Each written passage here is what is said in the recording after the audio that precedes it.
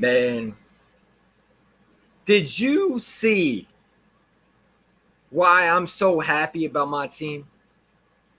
You know, I just want the MLB rankings to give us a respect. Are you going to put us in the top category with the Phillies? Or are you going to sit there and say we're the seventh best? Not only did the Orioles play against one of the best teams in Major League Baseball, I don't think the Phillies have given up. And correct me if I'm wrong, okay? Hopefully this thing won't stop stuttering. What the hell is going on? Sorry, is my thing freezing? Give me a second. What the hell is going on, dude? Give me a second. What the fuck is going on? I don't know what happened. It's just but no. Back to what I'm saying. I just want people to understand.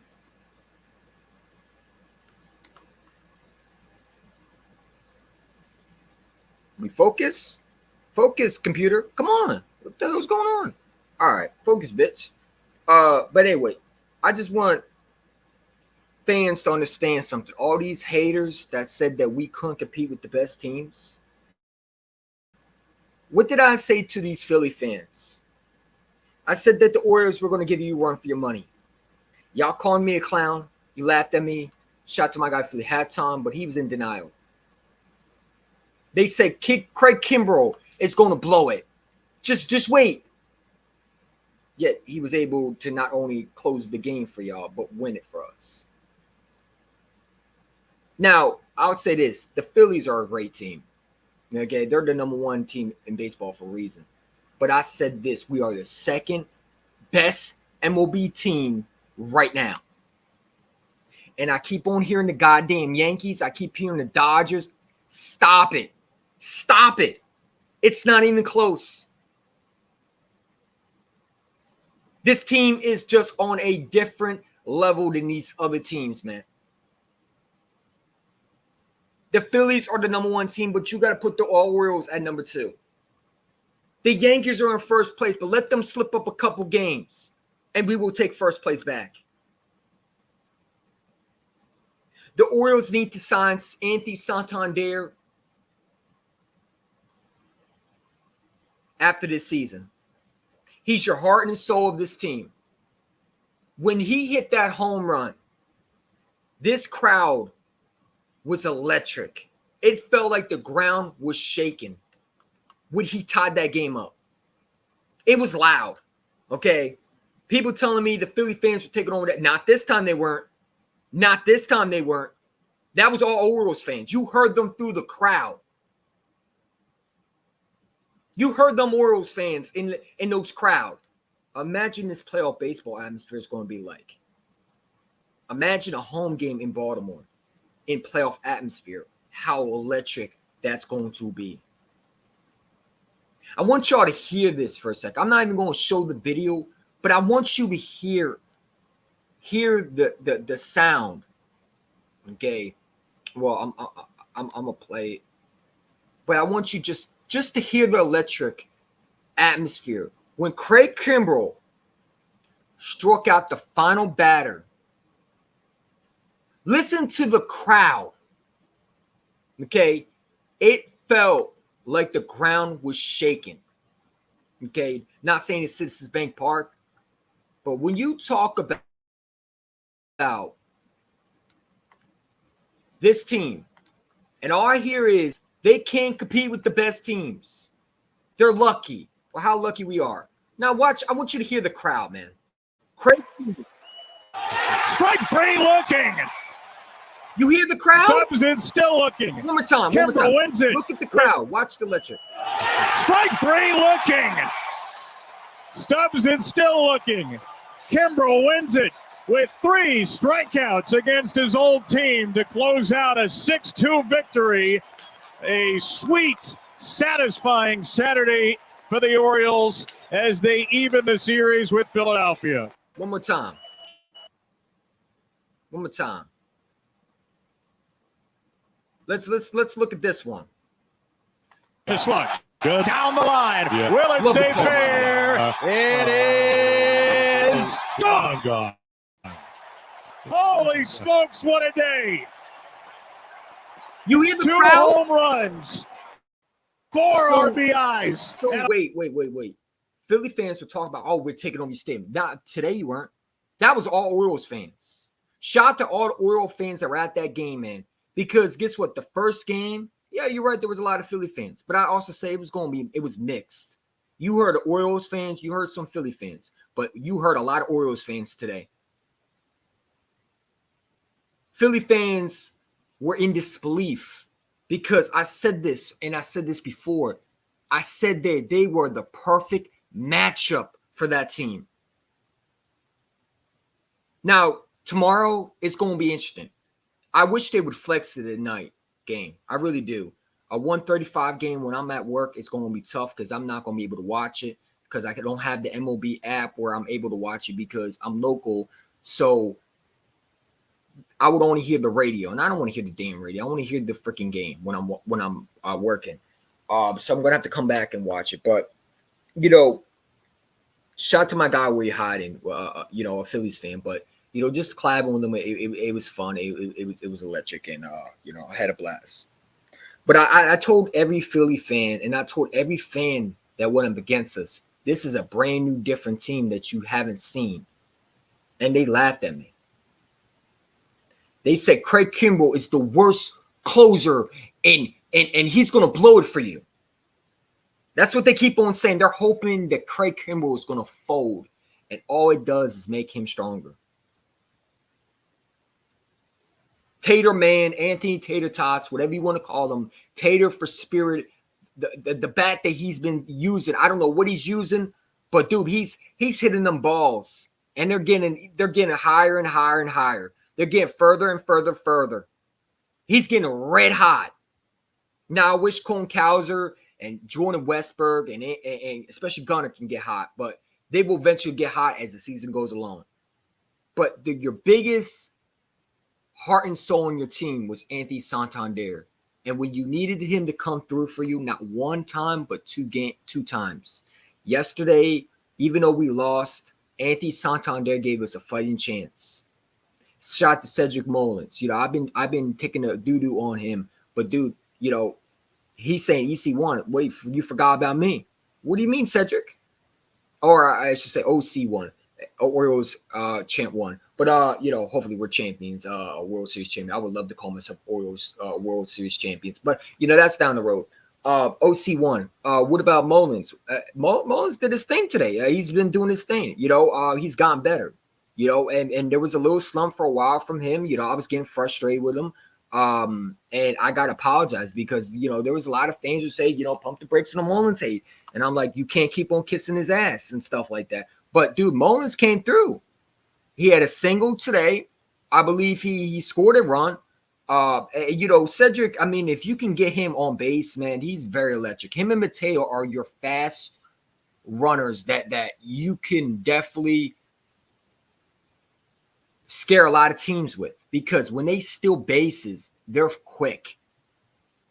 And you saw how one swing can change a game. The Anthony Santander, when you're down, you're down by 1 point, and like that, you switch a button, and now you're tied with the Phillies. I said this, and I said it again. They laughed at me.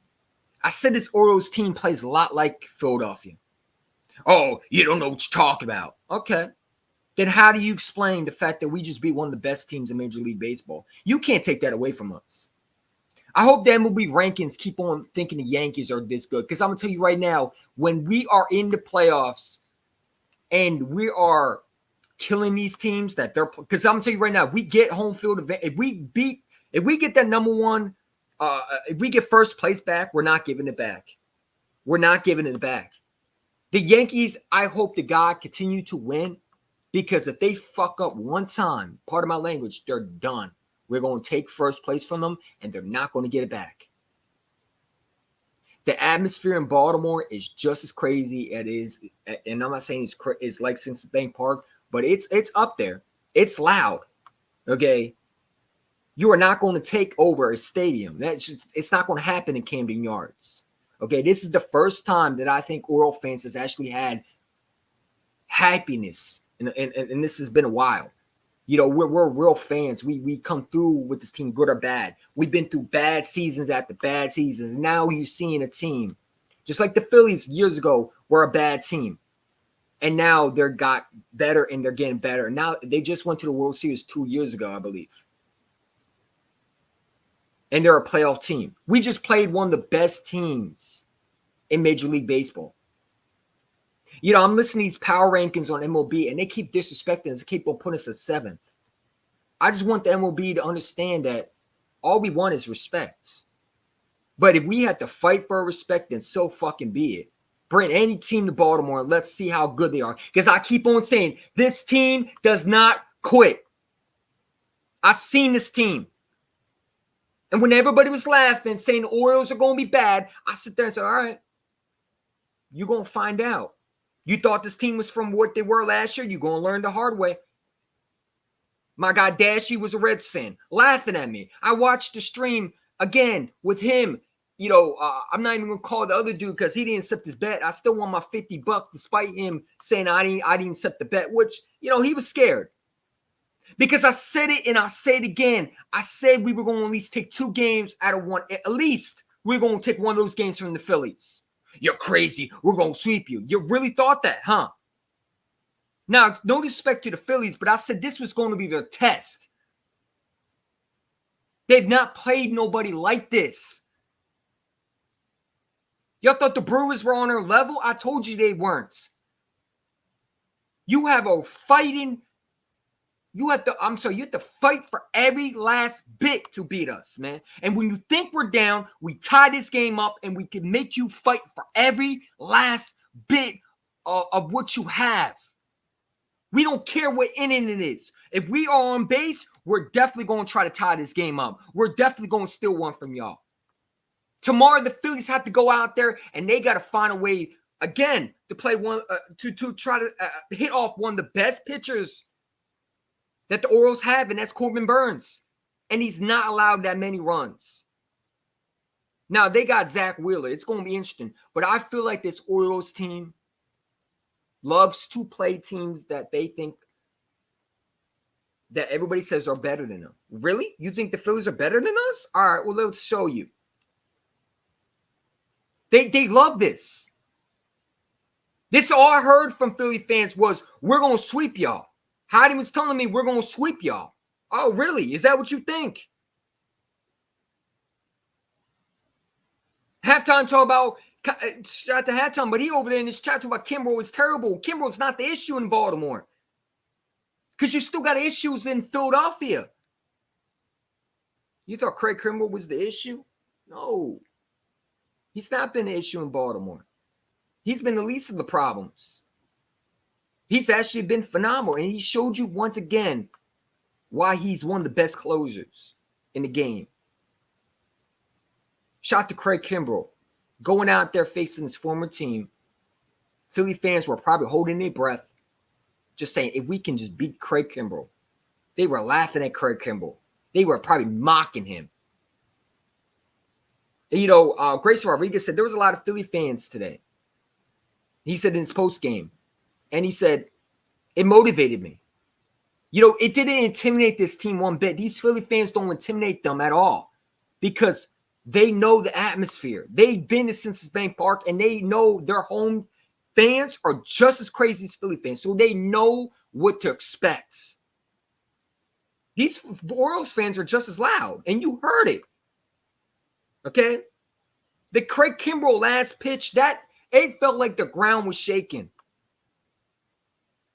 Just imagine in playoff atmosphere how electric it will be if we go out there and we sweep a team or we beat a team or we get to the next round. Look how electric that crowd was today. Shout out to all the Philly fans that came through, especially to the games. I wish I could go one of those games. But, you know, like I said, man, we are coming to collect our respect. And whether you want to admit it or not, I truly believe we're the second best team in Major League Baseball. And I truly believe by it, when it's all said and done, we will be. I'm tired of hearing about the Stankies. I'm tired of hearing about the Dodgers. The Dodgers are the most overrated baseball team I've ever seen right now.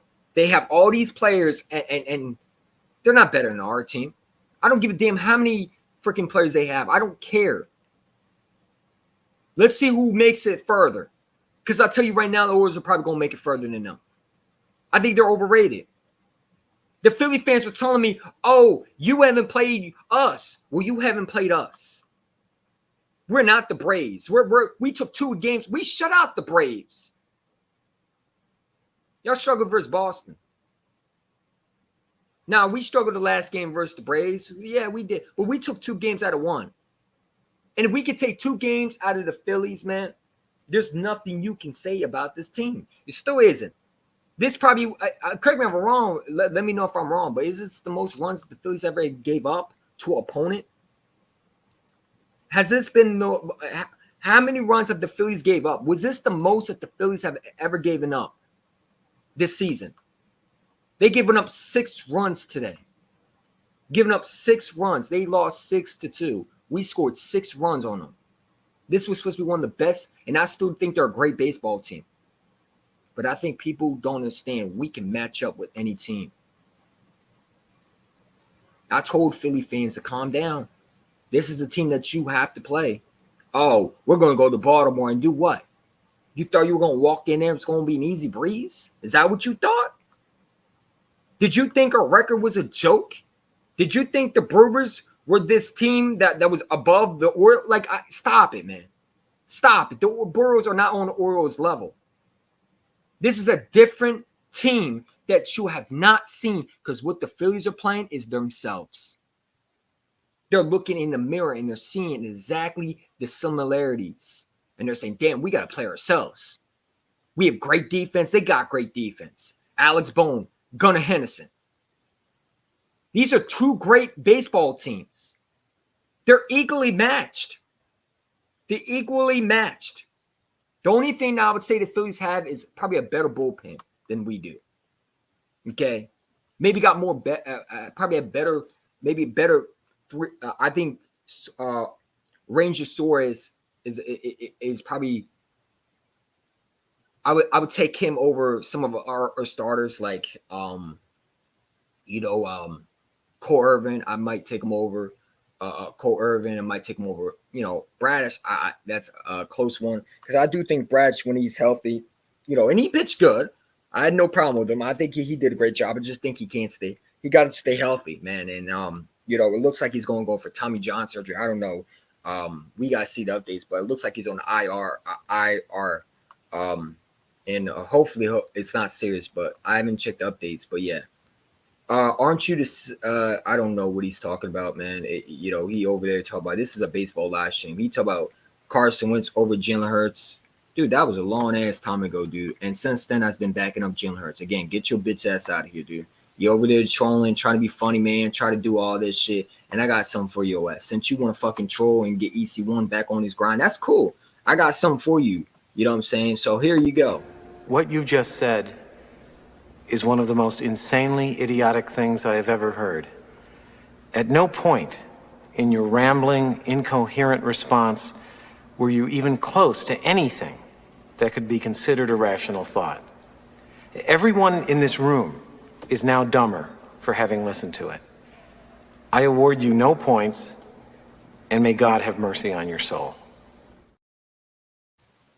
So again, get your bitch ass out of here and fuck you and whatever you are, bro, because you're weird, dude. Like, seriously, you over there talk about that was a long time ago. And since then, I backed up Jalen Hurts and I have his fucking jersey. Go fucking sit down, shut the fuck up, and mind your damn business. And next time before you come on here, learn some fucking facts. Go back to my videos and watch when I was defending him over Deshaun Watson, when I was going at the Eagle fans that wanted Deshaun Watson.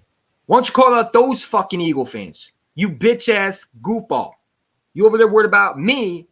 Most of these top YouTubers, weren't backing up Jalen Hurts. There's only been some of them. But the most of them that got a lot of subscribers, yeah, they want Deshaun Watson. When I was saying, no, I don't want him. They wanted Lamar Jackson. When I said, no, they wanted Russell Wilson. Go fucking sit down and shut your bitch ass up and get the fuck off my stream, dude. Yeah, you over there just being a clown and you don't even know what you're saying. Now back to the Orioles, like this should have been the stream of, but you want to come and troll, and now your ass is fucking probably sad and crying because I just exposed your dumb ass. Get your bitch ass out of here. Call me a clown ass Eagle fan, bro. I've been more of an Eagles fan probably than you ever have been in your whole life. I've been an Eagle fan since I was 4 years old. I'm 23 years old. So do the fucking math. If I was an Eagle fan since I was 4 years old and I'm 23 years old, right now I'm going to be 24 in July, how long have I been an Eagle fan? Because I would say that's a long ass time. And yes, at first, no one knew who Jalen Hurts was. But I was the one backing him up when people wanted Deshaun Watson, despite his rookie year. I wanted to give him another chance, and I was willing to give him another chance. I said he needed weapons. Where was your bitch ass at? Exactly. You weren't on there saying nothing, but here you are talking about, did you want Carson Wentz? Bro, there was a lot of Carson Wentz fanboys at the time, including me. Yes, I wanted Carson Wentz because that was my quarterback that we paid. Duh. Dude, like he was drafted as a number 2 overall pick. It was confusing at the time. We didn't know who Jalen Hurts, why the pick was made. I didn't hate the player. I hated the pick. But since then, I got over it. And when his rookie year came through, I was exact one. Go back to my videos. I did not want Deshaun Watson. I didn't want to draft a quarterback. I was all about giving Jalen Hurts time.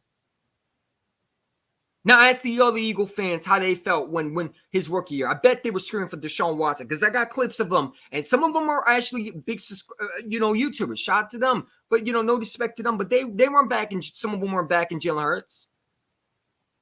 But you didn't call them out. You went after me. Over there trying to start shit. Like, again, I'm not going to address you again. You a clown, bro. You obviously didn't know what you were talking about.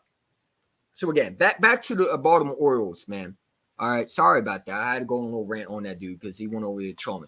But yeah, I mean, Andy Santander was perfect today. I thought those 2 home runs, man. I mean, just listen to the electric crowd, man. I mean, Right field, way out of here.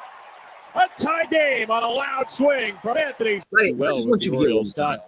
Look at that. Such Boom. Well, Heard that crack again. Let's hear that crack with again. the Orioles style.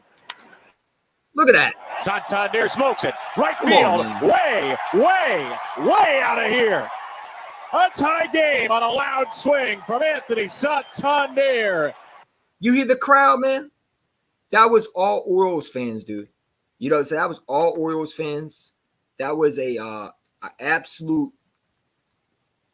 rocket that he just launched with his bat. I mean, dude, he cracked that ball, man. That ball was out of here. The second you heard that, I was going crazy. You know what I'm saying? Because it was so beautiful to watch Andy Santander. There's a lot of rumors going around. Should the Orioles trade him?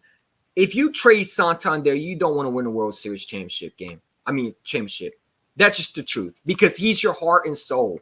And I hope the guy next year, when his contract needs to be redone, I hope the Orioles are one of those teams that get it done. Because if you let this guy walk, you're leaving one of your veteran guys that been a big part of why we're good right now. Okay, I understand he's 30 years old. So what? There's guys that are playing at their 40s right now in the MLB, and they're still playing at a high level. You look at some of these players in Major League Baseball, most of them are not young. They're in 32s. Mike Trout is not young. Okay? You look at some of these guys, and look at these guys that are getting money. They're not young. Some of them are not young. They're in their 30s. But it doesn't matter what age you are. Yes, Andy Santander, does he get cold sometimes? Yeah. But when you need this guy, he comes through. I'm a big fan of Andy Santander. I love, first of all, great defense. He can make plays. And now that he has that swing for a bat. He's your guy that just will hit it out the park. And if you can just get Jordan Westburg back on track, you can get Gunnar Henderson. I mean, you get those guys back in swinging. This team is going to give teams problems. Okay, we literally scored 6 runs against the Phillies. You can't say anything about this team. This team, I said it all along, is a great baseball team. And you know what? I love how the haters will sit there and deny this. They'll say, "Well, you played against one of our worst pitchers." Stop it, man. You got some Philly fans over there just being salty, little bitter, little bitches over here talking about, "Well, you played one, you great, you beat us when we had the worst pitch." Stop it, man. Give us a respect, because corner y'all were going to go into Baltimore and sweep us. We weren't no matchup for y'all. Y'all were just going to do whatever you wanted. You were going to tap dance on our graves. You were not going to, play us, and it wasn't going to be close. No, corny y'all were just going to blow us out and destroy us, and we weren't going to be a matchup for y'all. So, they're just salty because, I've been looking forward to this game. Now, tomorrow is going to be interesting because there's two ways that it can happen, right? We did see the Braves, the final game, they started hitting off of us. Now, I think Cole Irvin ain't on Corbin Burns' level. Corbin Burns is one of the best pitchers right now in baseball other than Wheeler. Right? His ERA is phenomenal. He's one of the best pitchers we have in our bullpen, and he's been absolutely fantastic to be one of our best trades we made for this team. I mean, he's our bright spot for this team. To have him as your pitcher, your ace, your star, it's incredible. And I think that he's going to go out there and he's going to give you that support where he's able to strike out guys. I said this before, you can beat this Phillies team. This Phillies team ain't unbeatable. You just got to play smart baseball. And this Orioles team today played smart baseball. This series is about defense. This was going to be a fight, and Orioles brought their gloves and they were willing to fight and punch back. The Phillies were up 2-0, and like that, the Orioles were able to bounce back and tie the game up. Okay? The Phillies are a fucking good team. Okay? There's a reason why they were in the World Series 2 years ago. Why they were in almost back to another World Series. Okay? There's a reason why they're number one right now in their standings. Okay? There's a reason. They're a freaking good baseball team. But so are we. Okay? And when I see MLB hype them up, but don't put respect on our team, it's like, dude, what do you need to see? What do you need to see from this team to give us a respect? How are we 7th on your rankings, MLB? Whoever does this power rankings have not watched this team, because all I see is fight. This team doesn't quit. The Phillies were up 2-0, and like that, we tie the game up, and we take the lead. Grayson Rodriguez was fantastic today. I thought he had a great game. His pitches were beautiful. They were hit in the strike zone. Yes, did he have some moments was like, all right, Grace, come back? No. There were some moments. Yeah, I would say some moments.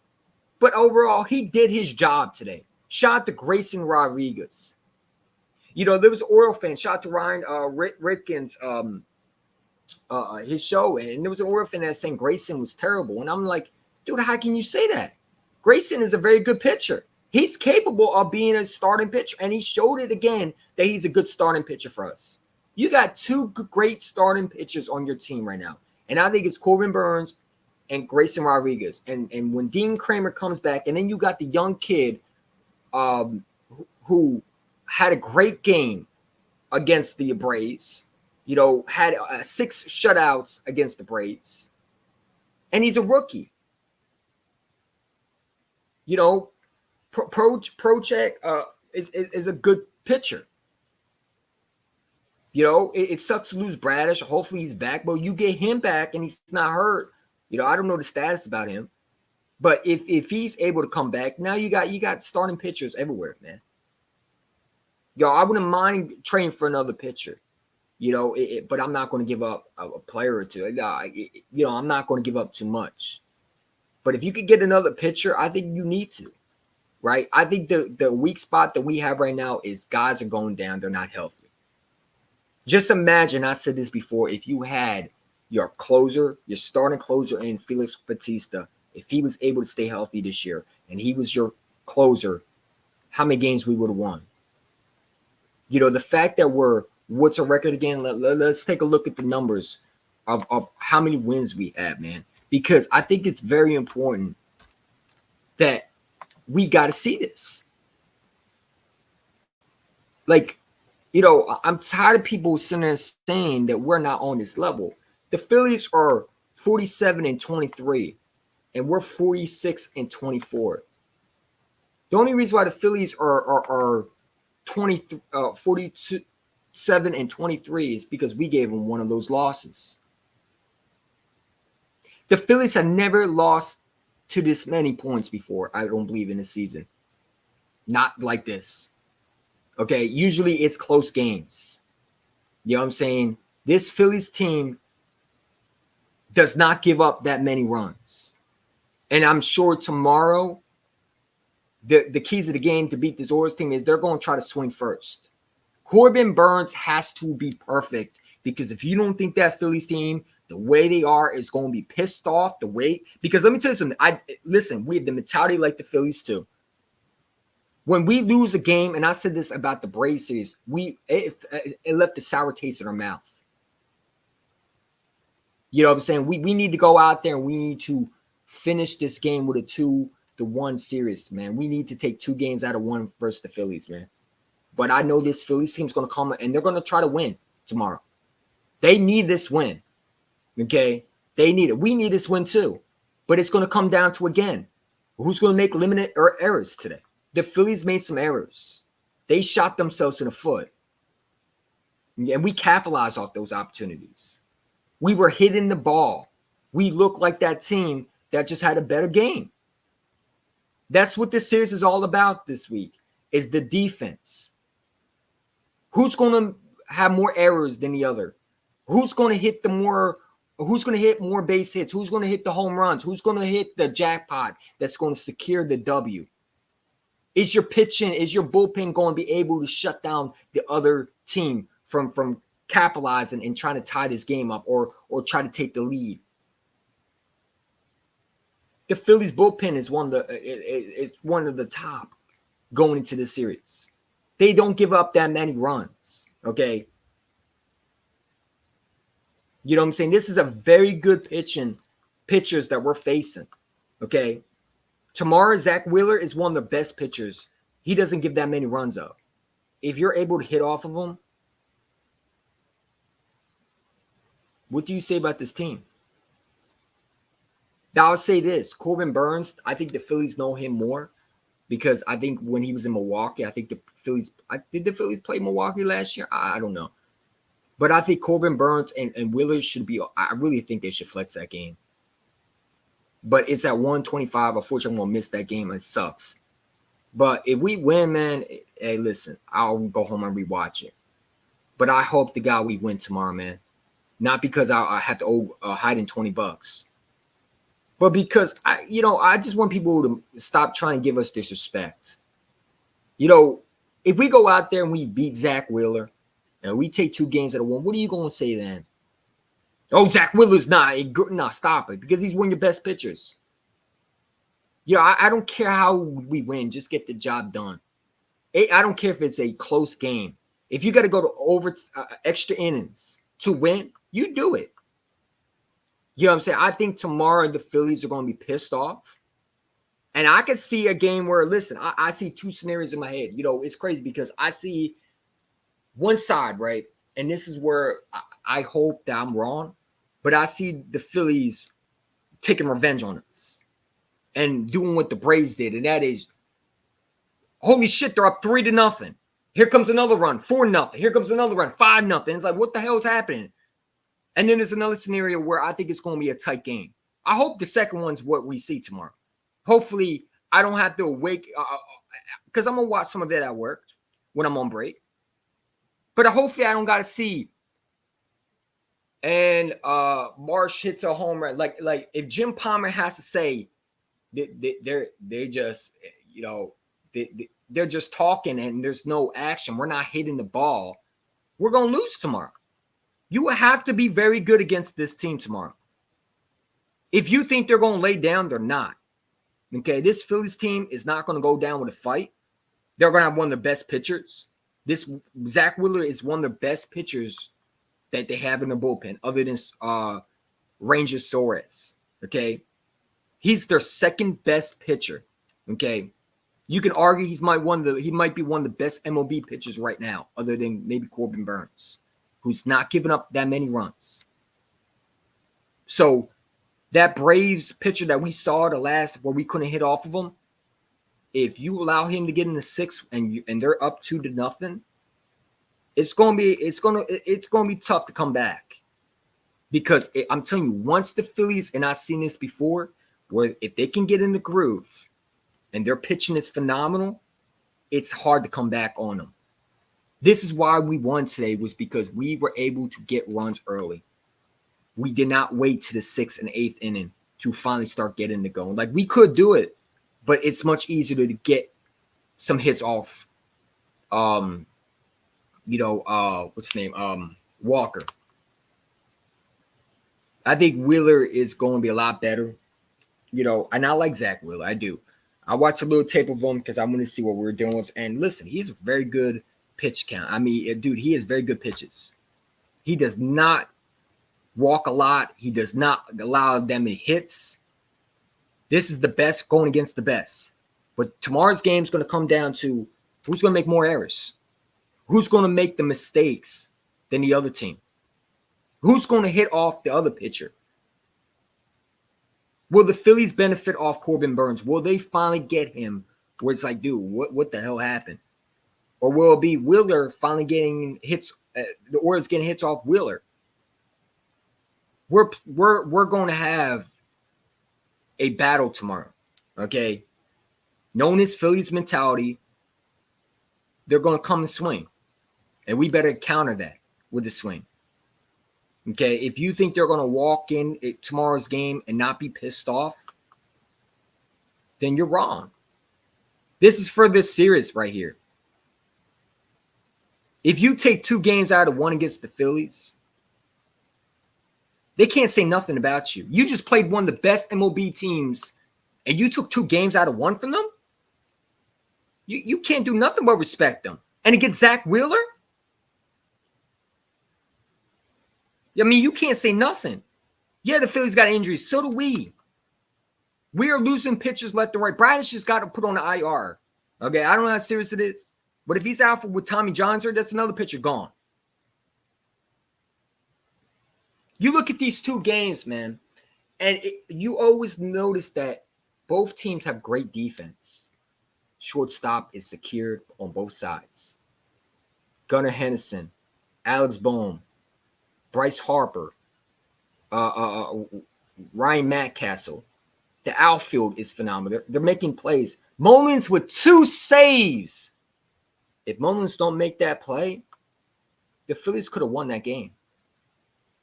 Because what happened, let's say Mullins doesn't make that diving play.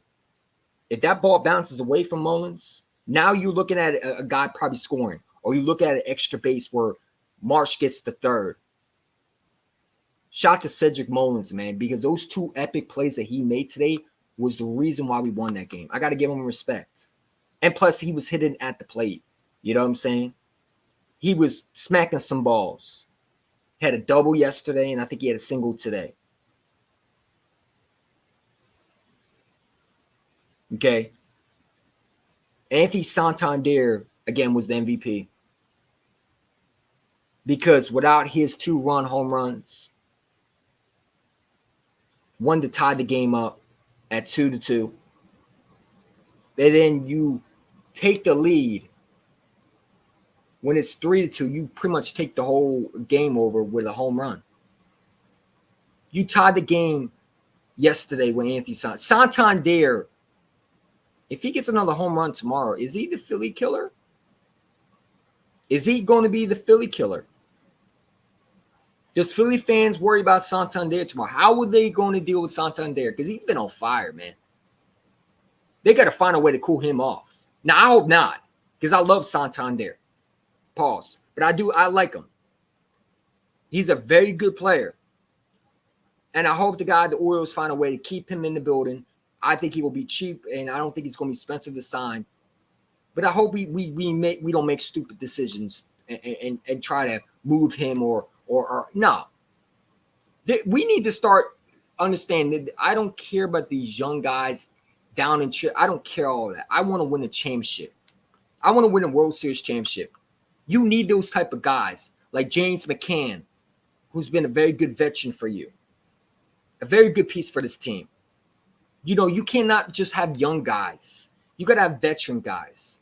This is a team game, and you need some veterans that can boost these young guys. Okay, that's why I don't understand what Oriole fans say. Well, we need to trade this guy. Oh, should we trade? No, we should not trade Santander. It would be stupid. The only thing we need to trade is for a quality pitcher that could come in and help this bullpen right now. Okay, because I do think that, you know, sometimes you see this bullpen, and I don't think it's great. I don't think it's great. Do I think it's bad? No. But I listen, if I could get rid of Perez, I would do it. I don't think he's great. I don't think he's a phenomenal. I don't think he's what we – I think you can upgrade over him. But Brian Baker came and did his thing today. You know, it's just guys got to be able to stay healthy. And, you know, you lose Coulomb, one of your best bullpen pitchers. You lose Bradish. Hopefully he's okay, but he's been very solid for you. You know, he had a great game. You know, he before he went out, you saw – you know, before he went out, the pitches were getting wobbly. You knew something was up with him. You know, the concern that everybody had on their face, including the announcers. I watched Jim Palmer say, you know, hey, you know, we saw him, you know, doing this, you know, like something was wrong with his shoulder, moving his shoulder, like trying to, you know, shake off the pain in the shoulder or his elbow. And, you know, hopefully he's okay. I wish him nothing but the best. Because losing him is another loss. You know, Dean Kramer hopefully comes back. You know, and I think that, you know, again, I think the pitch time clock is hurting these pitchers more than everybody thinks.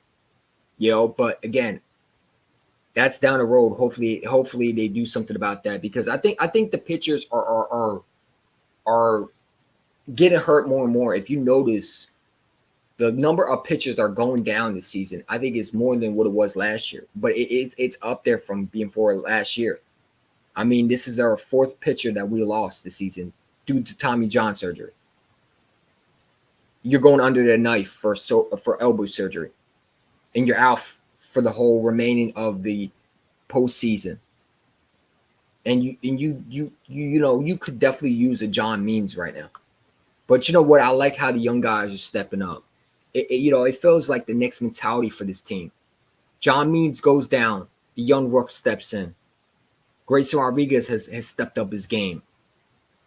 Okay, Bradish, if he can stay healthy, is doing his thing. You know, you get Dean Kramer back, which is good because he's a very good. I think he's your top third ace in your bullpen, behind Rodriguez and Corbin Burns. He's very solid, and to lose him, that's another loss right there. Hopefully, we get him back. You know, we could use them versus the Yankees after we play the Phillies. You know, because I really want to play this team. I don't think that team is what everybody thinks they are. I think they're overrated, and I don't think they're that good. Dude, the Yankees are winning, and I give them credit, but I always say this. We are the only kryptonite that they cannot face and beat. We're the kryptonite, and they know it. And I feel like they're going to come back to reality when they play Baltimore. I do. I think the only reason why they're in first place is because, for one, we slipped up a couple games. If we win those games that we didn't slip up, we're literally in first place. We don't give first place back to the Yankees. But missing those crucial games due to errors, due to pitching and giving up home runs. And it's going to happen, but Yankees were able to capitalize and they're in first place. But do I think they're a better baseball team because of that? No, I don't. I think we have a better team. And I think we showed it today. We just played the number one team in Major League Baseball. According to MLB Power Rankings, the Phillies were the number one team. And we were the seventh. Where the seventh team, supposedly in the Power Rankings, just beat the Phillies and they dropped 6 points on them. Now, let me know if I'm wrong, MC Philly, or anybody in the comments or a Philly fan. Is that the most that the Phillies have ever given up? Do the Phillies ever give up that many runs to opposing teams? Okay. because I don't think so. That's why I'm saying this Phillies team, I think is going to be pissed tomorrow. Like, this is not who we are. You just dropped 6 points on us. All right, and I think this Orioles team got to be prepared. They're not going to go down without a fight. And, who knows? I truly believe we can probably see them in the World Series this year. Do not be surprised. When you see two teams clash the way they are, you can do nothing but want that. Okay? I'm sick and tired of seeing these measly teams in the damn World Series. Can we see two of the best fan bases? Two of the best electric teams right now. These teams are so identical, it's not even funny. I think the Phillies, only thing they got above us, really, maybe more of better pitching than we do. But I still think that we can match up with them. And we showed it. This Phillies team, you got to give them credit. They fought. They're a very good baseball team. They don't make many mistakes. You will not see that again from the Phillies, probably. They don't give that many mistakes. They don't give that many home runs. Especially two in the same game. That don't happen usually. That don't happen usually. Now, they're dealing with injuries, but so are we. So I'm not trying to hear that from everybody. They say, well, they're dealing with injury. Who cares? We're dealing with injuries too. Every team is dealing with injuries. I don't care about that, and neither do they probably would care about that. It's about who came out first, who came on top today. And the Baltimore Orioles said, we can play with you. You are not better than us. No, we're going to show you today you're not. Now, do I think the Phillies are a better team than the Orioles? Obviously, they're in first place. But do I think the Orioles are the second best team? I said it all along they are. And people laugh at me. Well, the Dodgers are better. The Dodgers are not better than the Orioles, man.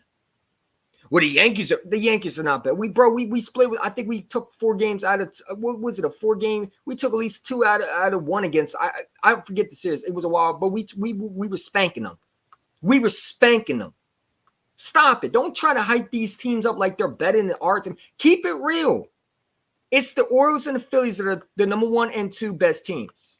Any other team, you got to see me to prove that. You got to see my team to prove that.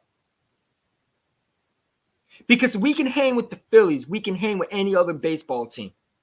This is the best MLB team right now. The Phillies have never had a fight like this in a long time. Not with this type of team that can compete with them, that can go toe-to-toe with them. They usually either blow teams out or it's a miracle that they lost that game. Now, the Red Sox, I mean, they scored 8 runs against them. So the Phillies, they gave up 8 runs to them. But the Phillies don't lose these type of games usually. When they're up 2-0, it's rarely that you see another team coming back like the Orioles did. The Orioles are a team that fights. They don't care who you are. We can match up with you. They weren't afraid of the Phillies. And they shouldn't be. Because you're going to have to probably see them if you go to the World Series. This team is going to be in the World Series. If you don't think the Phillies are not going to go back, you're crazy. We're going to probably see them. So again, this is a great matchup for this Baltimore Orioles team. This is a team that knows how to get it done. This is a team that is facing a team that's been to the World Series. And when we went to Citizens Bank Park, we did pretty good against them. But obviously, they were a better baseball team than we were. And we were young. We still had young pieces around us. We weren't what we are now. And that is a different team that had a year of understanding the playoffs, got a downside, got embarrassed. But now it's time to take that step. And I think this Orioles team knows that. I think the fans see what we can be. And that is a team that no one wants to see in that playoff team in October. They don't want to see October. You know what I'm saying? They don't want to see the orange Orioles team colors in the playoffs against other teams that have to either come to Camden Yards. Because if you got to come to Camden Yards in the playoffs or in the postseason for baseball, It's going to be a long day for y'all. You are better off playing us away than us being at home. I told us, I said this, we are a better team at home than we are away. We're really good at home. The home games are literally are or comfort and our peace of mind. And we don't allow many teams to come in and disrupt that. You know what I'm saying? I feel like this Orioles team, the way they let the Braves just beat them last game, and shout out to the Braves for that third game, they were mean business. Like, all right, we're done playing with this game. We're going to at least take one game out of you. All right, you can have those two. We'll take the one. Okay? But if you take 2 games out of 1 against the Phillies, man, you can't say nothing about this Orioles team, dude. This Orioles team is just meant for greatness, man. And that's all I'm going to say, dude. I think this Orioles team is just, they're on a different planet. They're playing very good baseball. You know, there's a lot of Philly fans that were on Orioles streams today on Ryan Ripken's channel saying, hey, I did not think you were this good. But I've been saying to all Philly fans, this is a test for y'all. When you were sitting, and I had Philly fans at work clowning me, saying, oh, I can't wait to play y'all. We're going to beat y'all. Okay. Do I think you can beat us? Yeah, you beat us yesterday. But we were toe-to-toe with y'all. It took extra innings and a rain delay to beat us. You were not walking in there and scoring multiple runs on us. You're not going to do that on us. We're made to play y'all. We're built to play y'all. We can play any team and compete with them. So all these power rankings, that's why I don't take the MLB power rankings seriously, dude. Because some of them just say stuff and they're like the NFL power rankings. They pick favorites. And it's not about facts and truth. Yes, the Yankees are winning more games. They better keep doing it. Because if they slip up more than 4 times, that's all she wrote for the Yankees for first place. We're going to take that from y'all. The Yankees better continue to win. They better not slip up. Because the Orioles are right near them. Like, they're breathing down their neck. Like, when you turn around, the Orioles are breathing literally right near you. You know what I'm saying? Like, you can't move without feeling the Orioles' presence in your shadow. What's that meme where they had the car and you see Orioles logo in your mirror? That's the Yankees looking at the Orioles. Like, dude, why can you not get away from anytime? Like they're trying to get away from us, and we continue to foul them. And they're like, move away, get away from me. You're creepy. And we shake our shoulders and keep following them. They trying to run. We trying to run too with them. They can't get away. We're neck to neck with them. You know what I'm saying? What are they? What are the Yankees again? Let's see. Let's see how many wins they add, man. Let's compare them, man. You know what I'm saying? Like, let's see. So the Yankees are 50-22. Okay. And what are the Orioles, man? Let's see the Baltimore Orioles. Okay, so they're 50-22. And the Orioles are 47 and 23. So the Yankees are 50-22, and the Orioles are 47-23. So the Yankees are up by 4 games, right? Because if we're 47, 48, 49, 50. So yeah, no, I'm sorry, by 3. Yeah, three games. This is what I'm saying. This is crazy. How can you say the Yankees are better? We are 4 games behind them. If we win tomorrow and they lose, then we're 3 games behind them. If they lose more than 3 games and we're winning those 3 games, if we go in next week and we beat the Yankees team, we're in first place again. Do you know how important next week is going to be for both teams? It's not just a game. It's to take back first place for us. Like the thief in the night. Oh, you thought you were first place? Give me that shit. We'll take it from here. Now have a seat in second place. We coming for that first place. We coming for that first. We're gonna be first if we beat the Phillies tomorrow, and then we go in New York. I mean, wherever it is. Is it in New York? Let's see. Do they play New York? And they lost today. Well, they're losing right now. Come on, Boston. Just do us one favor. Boston right now, it's 5-3 versus the Yankees. Yankees are losing right now. If the Boston Red Sox can lose this game and we go tomorrow and beat the Phillies, we're 3 games behind them. Now there's no more errors to make. The Yankees are starting to come back to reality. Okay, as we found it right now. Okay, and I hope Boston beats the Yankees, man. We need Boston. Listen, if Boston could do one thing, it's to knock off the Yankees a little bit.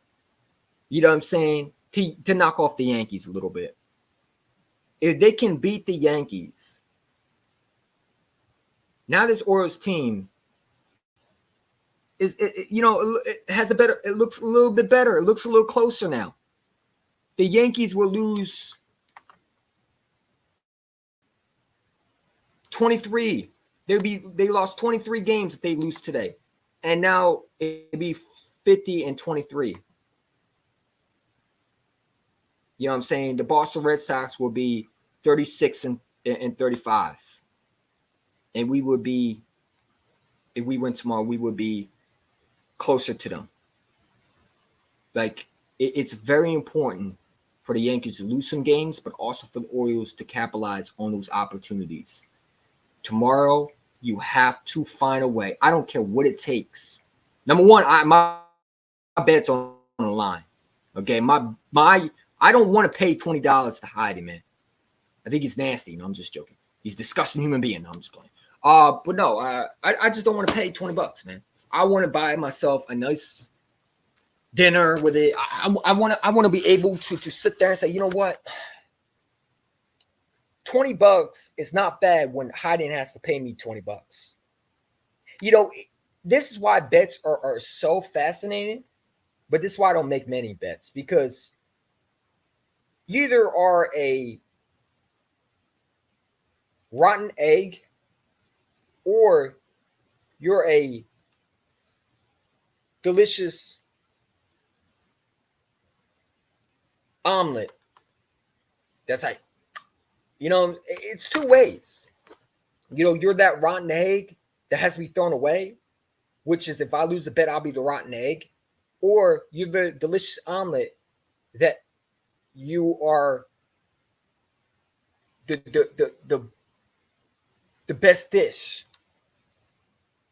I mean, I don't know how to say it, but like, I'd rather be the omelet than the rotten egg.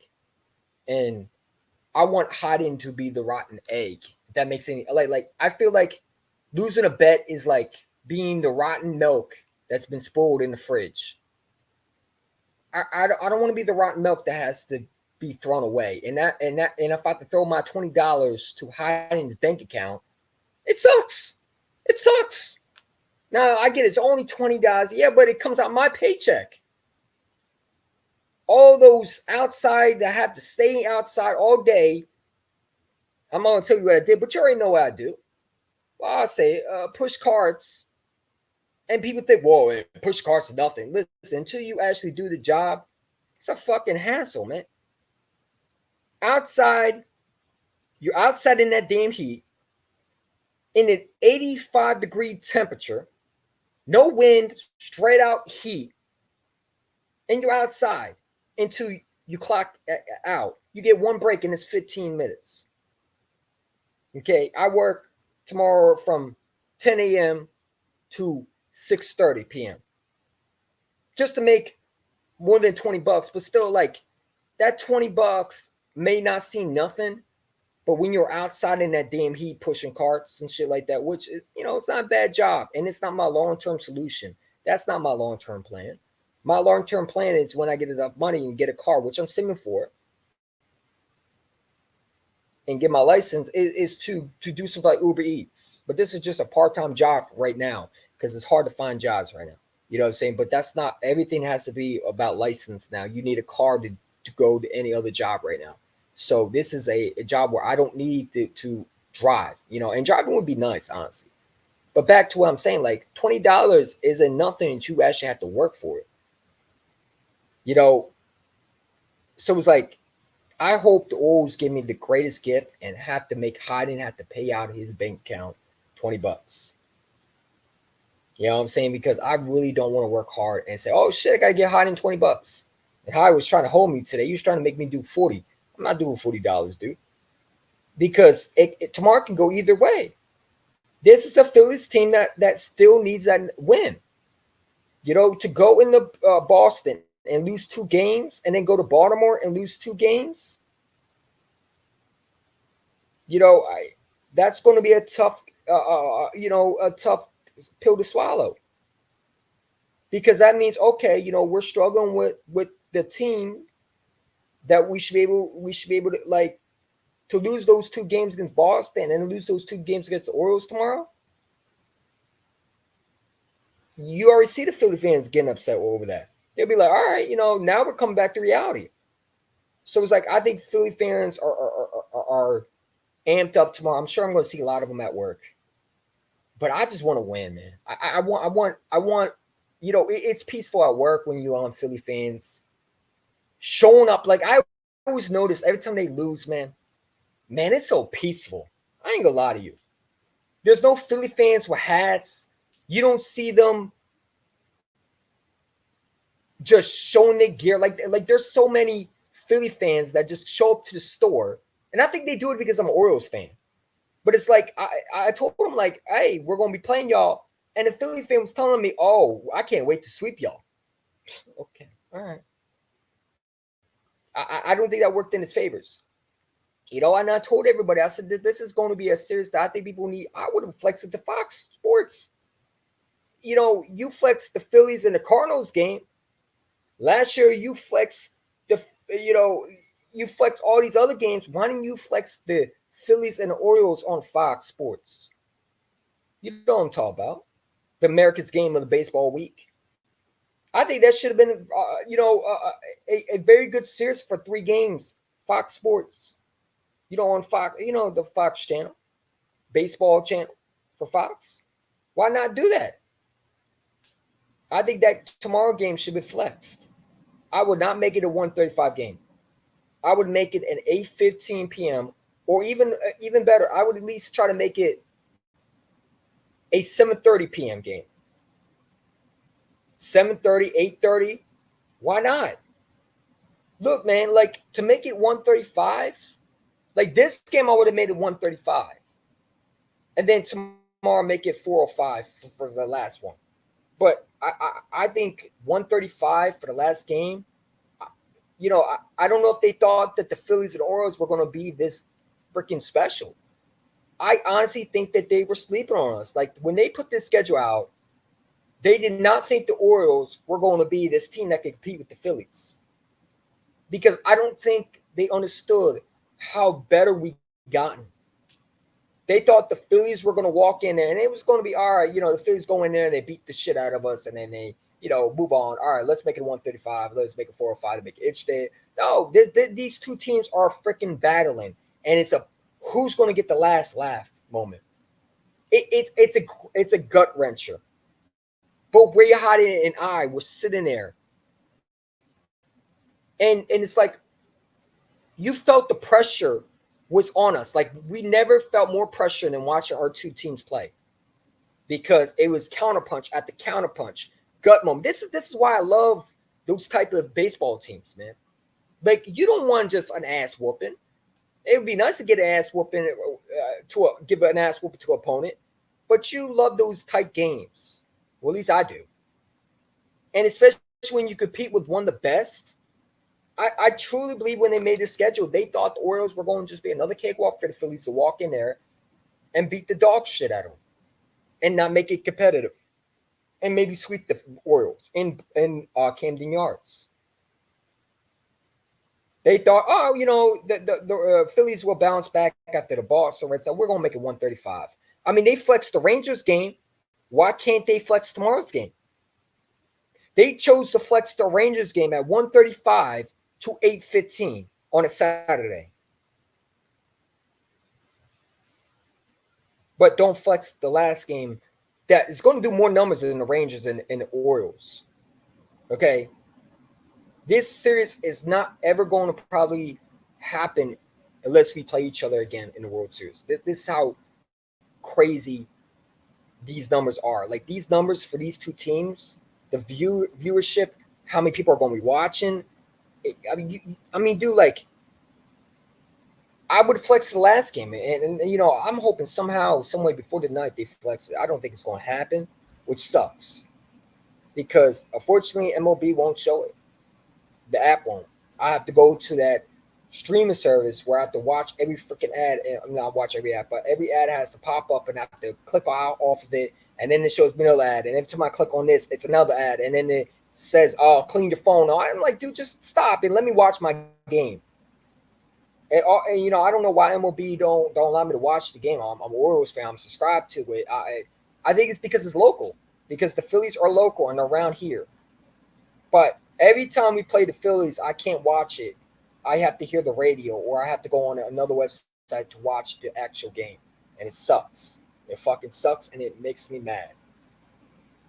You know what I'm saying? But, life is life, man. But I'm just glad, man. The Orioles, Grayson Rodriguez, okay, I thought he was phenomenal today. Grayson Rodriguez. Let's look at his numbers today. I thought Grayson Rodriguez was phenomenal today. He was poised. He looked sharp on the mound, and he didn't give that many runs. I mean, he only gave 2 runs. Like I thought, Grayson Rodriguez, he had a great game. Had a great game, man. These pitches were phenomenal, man. Shout to the guy who does this. But when you watch Grayson Rodriguez, man, look at these pitches, dude. Like when people tell me this guy sucks, and any Baltimore Orioles fan that doesn't like this guy, I don't know how you can't like him. What? Pitch. Look at this. That's the one. Look at this. Just watch it again. Castellanos. And then got sent out. I mean, dude, like the pitches are he's making them chase it. Stride after stride. And then got sent out. And listen, this one right here, this is one of the Phillies' best hitters right here. Striking them out. This one right here has been one of the Phillies' best hitters. Last year, he was a top hitter. He's still a good hitter. He does not strike out. Like, he has up and downs. But this is one, this is a good hitter right here. This is a Phillies team that can put up points. And you do this. Castellanos. And this dude right here, usually if you put this ball right here, where my arrow is in the middle, that's a home run. Every time you put that in the middle, you got to fear that Bryce Harper is going to send one out of here. But where this Grayson Rodriguez does, what does he do? Well, let's look. And then got sent out. Makes him chase it. Where the ball is, right here. The ball is down. He doesn't try to throw it up in the middle. The location where he put it was on the money. Okay? Because if you put this on the middle, okay, if you put this, let's see if I can do something. Let's see. Let me see if I can. I want to see if I can draw it. Wouldn't that be awesome if I could draw it? Can I draw something on here? That would be awesome. If I'm able to draw something, like do something like this. Like look at this, bro. Oh, that's cool. That's cool, bro. I like that. Ooh, that's dope, man. I like that. Ooh. And you just put it right here? Ooh. I didn't even notice I could do that shit. That's awesome, man. That's why I love upgrading. But look at it. On the money. That's on the money. Okay? I love this, by the way. He said baseball is boring. Shut up. I don't know how you can say baseball is boring. You just don't like the sport. You don't have to, but I don't think it's boring. No, dude, I didn't mean to say shut up, but no, I mean, dude, like I just think anybody says that don't understand baseball. Look, bro, I think baseball is a game where I think you just need. I think it's more fast tempo now. I mean, I don't know how you can say it's boring now. It's a lot quicker. It's not as slow as it was before, which I think they should go back to it. Say it's boring. I disagree. I just don't think you understand it. I just don't think you understand the integrity of the game. If you understood the rules and you understood how it works, I think you would like it. I think you would enjoy it. But to say it's boring, I don't think so. The pitch is a lot faster. The pitchers have to get it off quickly. There's a time clock on it, okay, which speeds up the game.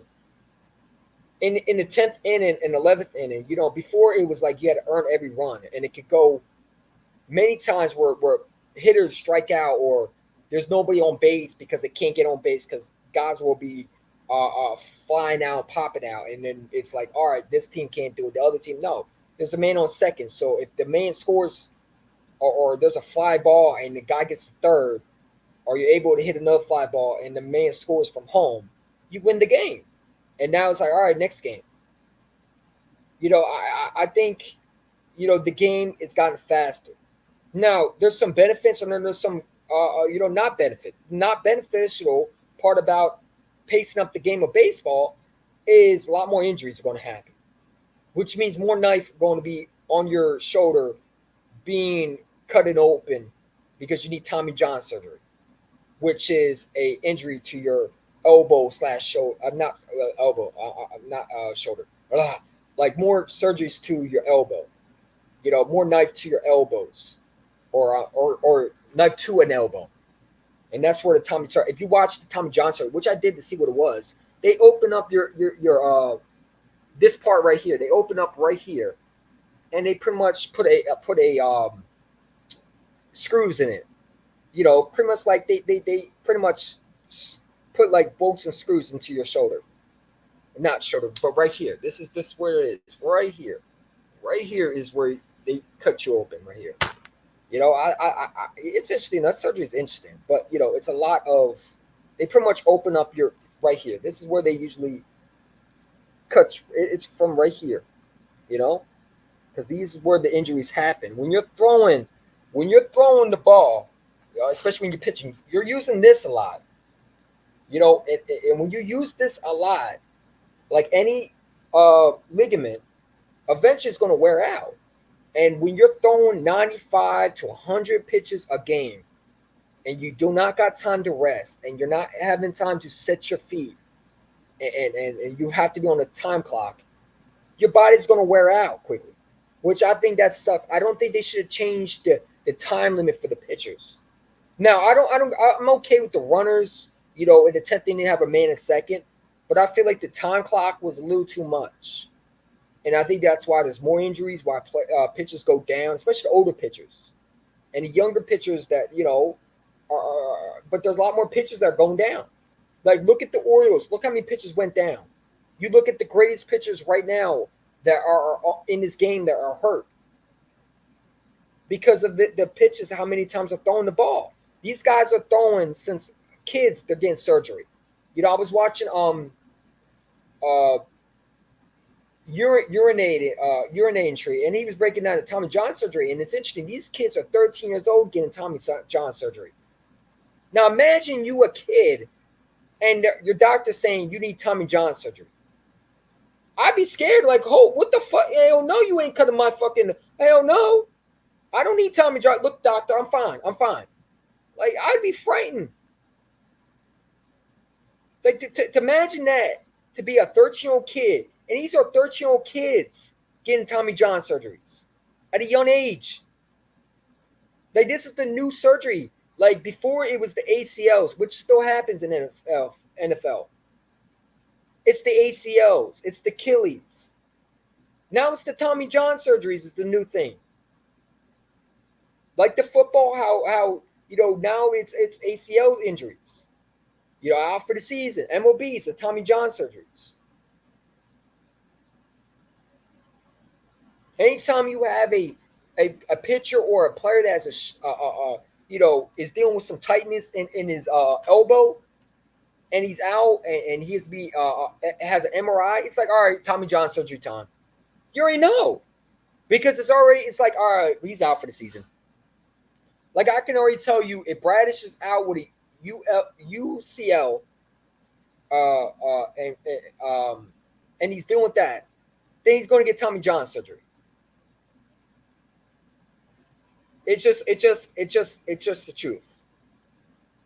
Every pitcher in this MLB has gotten at least one time Tommy John surgery, and the ones that didn't are probably either going to eventually get it, because these guys are throwing 100 pitches a game. They're throwing at 100 miles per hour fastballs, curveballs, and that's not what the body was meant for. And I think the time clock is messing up their count. I get it. You want to make fans more, you want new fans to tune in. I get all that, but you're hurting your product by having star pitchers go down. You didn't need to change the time clock. All you had to do was keep the time clock the way it was, and maybe at the 10th inning, okay, you add a man in second, but to speed up the time clock, I think it's hurting these pitchers, man.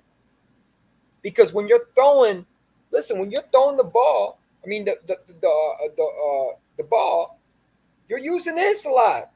And when you're throwing the ball and you're working on this a lot, and you're doing this in the batting cage, I mean, yeah, in the pitching, in the batting cage, you're throwing the ball, you're practicing every time. Look at the kids in this baseball. When you go to the park and you see a baseball game, watch how these kids throw the ball. They're throwing at 100 miles per hour.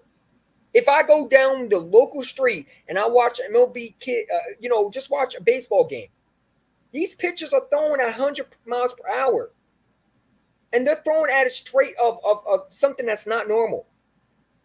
And the way you're making them have to, for one, not only you have to hurry up the pitch, but now you got another rule, because with the cheating and all that shit in the World Series, how the Astros, pretty much, one bad apple ruins for everyone. Now there's more rules where they got I think it's something in their hat where they have to pick a pitch and let the catcher know what they're going to do, so they so they can be on the same page. And the umpire has to know what they're supposed to know, what the pitcher's going to do. That's why you notice every time they come off the field, the umpire is checking their hands, because they want to make sure there's nothing they can use to, throw off the batter or try to cheat their way in winning. Okay, because when the Astros won the World Series, they were cheating. They were using digital, devices in their helmet that was able to detect a regular pitch, and they were able to hit off of it. The Houston Astros were cheating. And really, to be honest, I'm surprised they didn't take that championship away from them in baseball. They're more strict than football, really. Look at the guys that gamble in baseball. They're kicked out.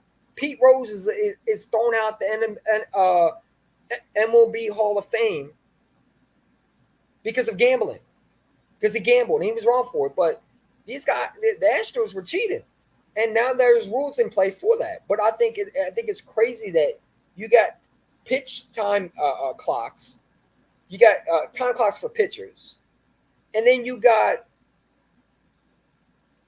to have technology where you have to be able to pick a pitch and hurry up while the clock is going down.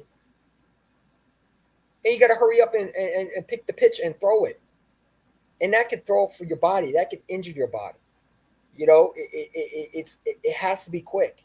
So it's like before, you were taking your time. And you notice a lot of batters were taking their time. Like before, like these batters can just swing, practice swinging, take their time. No, now they have to get up to the get up to I would say the home plate and start ready to swing. Now they get some time. If they call time, they gotta call time. But I think it's only for 4 seconds.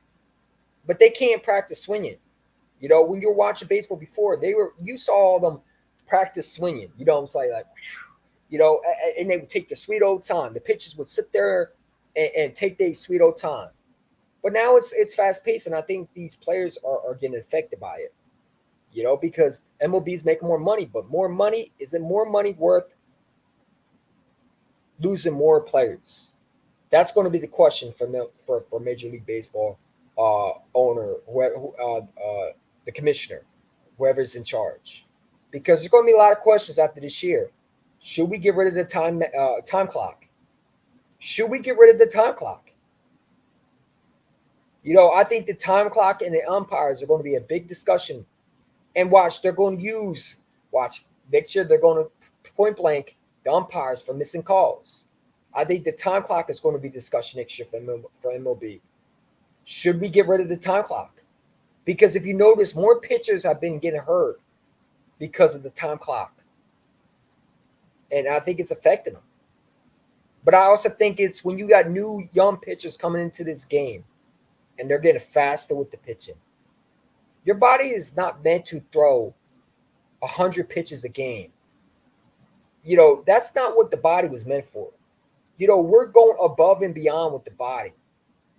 You know, and yes, you know, sports science surgeries are phenomenal. They're getting better. The technology, but your body's also, you know, it's being affected by it because the body is not meant for you to do what MLB is trying to make these pitchers to do. And that is pitching a lot more than your body can handle. And you're not able to set your feet. You have to be able to pick a pitch and let the umpire and the catcher know. And then throw the pitch while the time clock is ticking away and try to beat the clock. So you got to worry about picking the right pitch and hopefully you be successful, but also, you know, not beat the time clock. So I think that hurts the pitchers even more, man.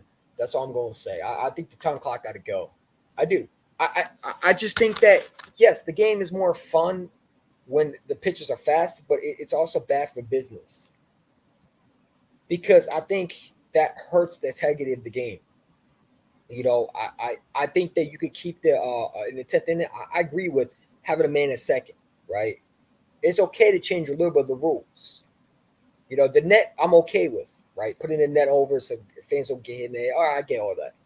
You know, but some of these other rules, I just don't think it's necessary. But, you know, it is what it is.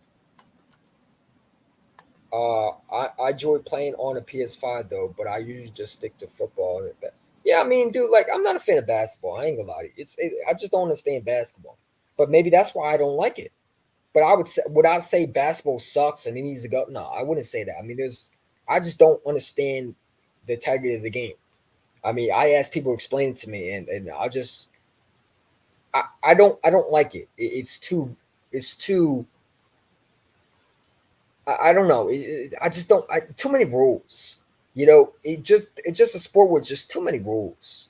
There's too many foul. You know, I don't like it, man. They put too many rules in the NBA, and I just don't like it. There's no defense really anymore. It's all about offense, and it's just vanilla. It's plain vanilla. You know, you can't play defense in basketball, and when you do, you either get in a foul and it's a a free throw, or you know, I just don't like it. I don't watch basketball. I have stopped watching it after they made it freaking offense. You know, when Michael Jordan was around, you know, that was probably when the golden years, which I wasn't alive for. I'm not going to sit there and claim it because I wasn't alive for it. That was the 90s. That was the 80s. But you know, I haven't watched basketball. I'm not a fan of basketball. I think the only time I watched basketball was when uh was it Allen Iverson was the Sixers, but it was a long time. I think I watched one playoff basketball Sixers game, and I made a stream one time, and I think I did horrible on it. So I just said, all right, I'm going to stick with what I'm good with. But you know, the reason why I haven't done baseball streams in a while was because number one, I didn't know about the MLB app. Okay, Number two, I didn't know I could get my Orioles on where I'm from. Like I said, I'm from PA. The only way to get the Orioles really is to go somewhere like your PA, which is an hour and 2 or 3 hours away. So the fact that you're able to get that is phenomenal. I love it, man. And then you have to catch on to what happened because when I was watching the Orioles, it was with Chris Davis, Manny Machado, and then after that, I don't know what happened. I think it's just I forgot about baseball. I forgot about my team for a little bit, and I watched a little bit of it. I would watch highlights of it, and they weren't doing so great. But it was like I was watching highlights of it, but it's different than watch highlights. Highlights don't mean nothing. You got to be able to watch the games. So it's like that's why the rules at first was crazy. I'm like, time clock. Where did the hell come from? The rules changed. But I think they should go back to letting the pitchers take their time. You don't need to speed up everything. Just make the game where it's safe for the players, but also doesn't hurt the pitchers because that's what everybody wants to see is the pitching. You got some great pitchers in this MLB league right now. You got some very good pitchers, and they're getting injured. They're getting affected because of this pitch clock. I think it's hurting them.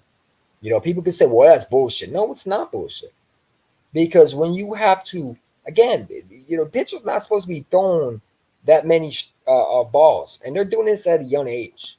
So when you have that plus the time clock, which they're starting that shit, and I heard it, not only is it in MLB, but it's now in regular baseball now, right? There's pitch clocks in little kid baseball now, where little kids have to worry about time clock. Before it was like they could take their time, but now it's affecting at a young age. Like I said, kids at 13 years old, my age, I'm 23 years old. Imagine me already having Tommy John surgery, where I have a big scar on my my elbow. These kids have that. And I think that's crazy that a 13-year-old kid has to go through Tommy John surgery because they throw out their elbow. They end up destroying their elbow, which can cause some problems down the road.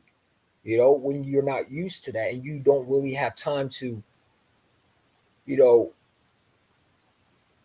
develop, it can hurt your body. It really can. I mean, think about it. 13-year-old kid going under a knife for Tommy John surgery. And these kids are throwing 98 miles per hour in baseball. And they have a time clock. And I think it's affecting these young kids too. That's crazy. I didn't know 13-year-old and 6-year-old kids are getting Tommy John surgeries. Like I ain't gonna lie to you. Someone told me you needed that. I'm like, no, thank you. I'd rather have pain in my elbow for the rest of my life. I mean, no, I don't want it. No, I don't need someone to cut my. I don't want a big scar on my. No, I don't need that. No, I'm good. But now I'll probably get it because if you definitely need it, you're not going to be the same. You probably have to get it. Or you're not going to be able to move your elbow. But it's not a pretty surgery, man. If you're interested, definitely go look up the surgery. I got chills from watching that shit. I mean, dude, like they pretty much cut through your right here, and they pretty much just put screws in it, and I don't know, man. I just think it's crazy. Shout out to Urine Tree, by the way, for the documentary. Go watch if you're interested about the Tommy John surgery. It's awesome. But yeah, back to our Grayson. I mean, It's bro. I mean, let me put the mute down because I don't want to get copyrighted. I forgot. They're probably gonna copyright me today anyway. Oh well. But look, I mean, dude, like, look at the pitches, man. The pitches are phenomenal. This is where you need your pitches, dude. I truly think. Listen, bro. Listen, StreamYard, you've gotten better with the technology, bro. I didn't know you could do this shit, dude. I'm still learning. That is crazy. But yeah, let me focus. Focus these OC1, whatever you want to call yourself. But yeah, look, bro. Like when you put this in slow motion, just watch the pitches, man. Just watch the pitches. Like it's unbelievable what he's done. Just watch it. Look how he just sets, and you just see it. Like, look at this. It's 1-2, and look where the pitches go. Like again, it's phenomenal how this guy. Everybody wants to say he's not a quality. Look where the pitch is at. I mean, that is impressive. To get this strikeout was huge, okay? Because if you and I see some pitches where they throw it in the middle, you can tell when a pitcher is good, and sometimes they will try too hard. They will try to throw in the middle, which I think that's a death sentence for any pitcher to throw it in the middle. You throw it in the middle, more likely out of 10 out of those times, it's a home run, right? Because usually that's where they hit the home runs. It's the middle of the plate, right? That's why I say when batters swing at low pitches, I say, why you swing at that, right? Swing at the middle. You were taught as a young age when you're hitting the ball in baseball, you swing at the middle. That is the core piece that's the core zone where you're making contact with the bat and the ball, and it's going to be gone. You swing at the middle. When that ball comes through here and you're able to hit that ball with power, it's out of here. But it's like the fact that Grayson Rodriguez can make you chase the ball. I mean, look at this pitch, dude. That is a beautiful execution. Because this is not easy to get this dude out. Listen, yes, Castellanos he usually doesn't chase these type of balls. Let me know if Philly fans, maybe I'm crazy, but look, I mean, that's a good pitch. That is a excellent decision. And then you get this dude out here. Look at Bryce Harper. Look at this. If you pitch in the middle, he's cracking that ball. That's out of here. Okay, because Bryce Harper thinking, okay, this is going to be a middle. I'm going to hit this ball out of here. But watch Grayson Rodriguez. Look where he puts the pitch. Look where he puts the ball. Right down the plate. Again, just a beautiful execution. Look at this. I want you to watch this again. Like, look at this. Look at this. Like, you would think that he would throw it right here. Look where he throws the ball. I mean, the direction where he lands his pitch, right down the plate. Make you chase it. And it looked like a sinker to me. That looked like a sinker. A sinker to Bryce Harper. Bryce Harper is one of the best hitters in with the Phillies right now. Do you understand how dangerous this guy is? To get him chasing on a swing, I promise you, probably tomorrow, and I will not be shocked if he hits a home run on us. Because to get him like this, it doesn't happen usually. Like, I think Bryce Harper, and I'm not a Phillies fan, but I know Bryce Harper because we've seen this guy, since Bank Park, where, he was struggling a little bit, but he gets you on those. You throw the right pitch to him, he's going to hit it, But the fact that Grayson understood where the pitch had to be, he didn't try to throw it in the middle. He didn't try to do too much. He wasn't trying to make the umpire call strike three. No, he said, "All right, you want to see if you can chase this one," and throws an absolute sinker. It looked like a down sinker right here. It looked like a sinker right in the glove of Adley Rutschman, and puts it where it is. And Bryce Harper swings and misses. That is a beautiful pitch to throw. It was a 1-2, 1 ball, 2 strikes, and you're able to get Bryce Harper. And these are not the only pitches Grayson had. He had more. But these are some of the biggest keys of why we won today.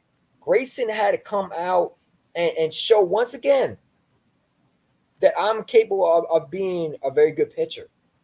And any Oriole fan that has an issue with them, I just don't think you understand how good our pitching can be. I think that I think our bullpen is probably the one that needs to be fixed. Like, I think you could get rid of Sion Perez. I'm not a fan of Sion Perez. I don't like him one bit. And I think if he was, I would not, honestly, I would have never threw him in that Phillies game. Like, Sion Perez can give you some good games. But in that Phillies series, I feel like Brandon Hyde should have threw someone else out there. Now, I don't know who that would be. I don't give a rat's ass who it would be. Honestly, I would rather take a guy. I don't care who it is. But Perez could not be. I don't trust him in that situation. I knew we were losing that game. When Perez came into that game, I said, this guy's about to fucking blow it. And I said this before the pitch ever happened, because his mentality, he doesn't know how to throw in this situation with the strike zone. And he gave up a hit. And then he's clapping afterwards, like, dude, you don't get to celebrate. We got the third out, but you gave up a run. All we needed him to do was not give up a run. And you had 2 outs. And you give up a run, which made it, the Phillies to jump on top. And that's how they won the game yesterday. It was capable. We could have had, listen, we would have been up 2 games yesterday. We didn't have Perez in that game. Perez stinks, dude. Everybody talks about Craig Kimbrell. Craig Kimbrell was not the worst pitcher in the bullpen. Perez is. Perez is god awful. Him and Mike Baumann. I call him Bummer. Bummer, whatever he's there. Hopefully he's not back. Hopefully, where did Mike Baumann go? Is he out for the season? Like they do. I hope the guy he don't come back. Listen, I don't wish injuries on him, but I just want him far away from the Orioles, man. Keep that scrub away from this team, man. All right, we do not need distractions. We do not need bums on a pitching squad. We need guys who are capable of pitching.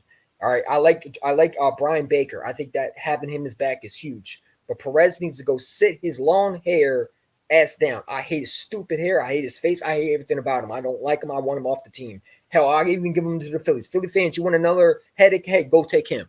We'll take one of your closers. I don't care. I mean, give us anybody. I'll take him over anybody over Perez. Perez is terrible, bro. He's not a capable rotational pitcher. You can't trust him in any situation. This guy will freaking blow a playoff game for us if he could. All right, and I hope to God that he finds a way to. I'm sorry for stumbling, but I hope he finds a way to fucking clean it up. Because, dude, if we count you in the playoffs and you fucking and screw this up for us, your ass is gone. I mean, dude, like you should be gone anyway. I hope they trade you during the deadline because I fear him to be the reason why we lose a playoff game. Like, he's going to be the downfall. It's not going to be Craig Kimbrell. It's going to be Perez. Watch what I say. It's going to be Perez. He's going to be the downfall of why the O's don't go to the World Series. Or if they do get they do advance to the playoffs, he's going to be the reason why we lose the playoffs and go home. We got to get rid of that dude, man. He stinks. The fact that the Phillies won yesterday, you can thank Perez, and I'm sure Orioles fans are thanking Walker, and Philly fans don't like him. So I mean, it is what it is, bro. But Grayson had a great game. I thought Grayson was phenomenal. Just the pitches were fantastic, man. To get Bryce Harper, and then to get is this Alec Bohm? Who is this? Is this Bohm, or is this Sosa? I mean, dude, like look at the pitch right here.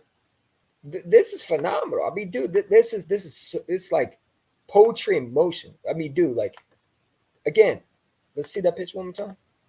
Look at this. Right down the plate. Doesn't try to throw it in the middle. He throws it right down the plate.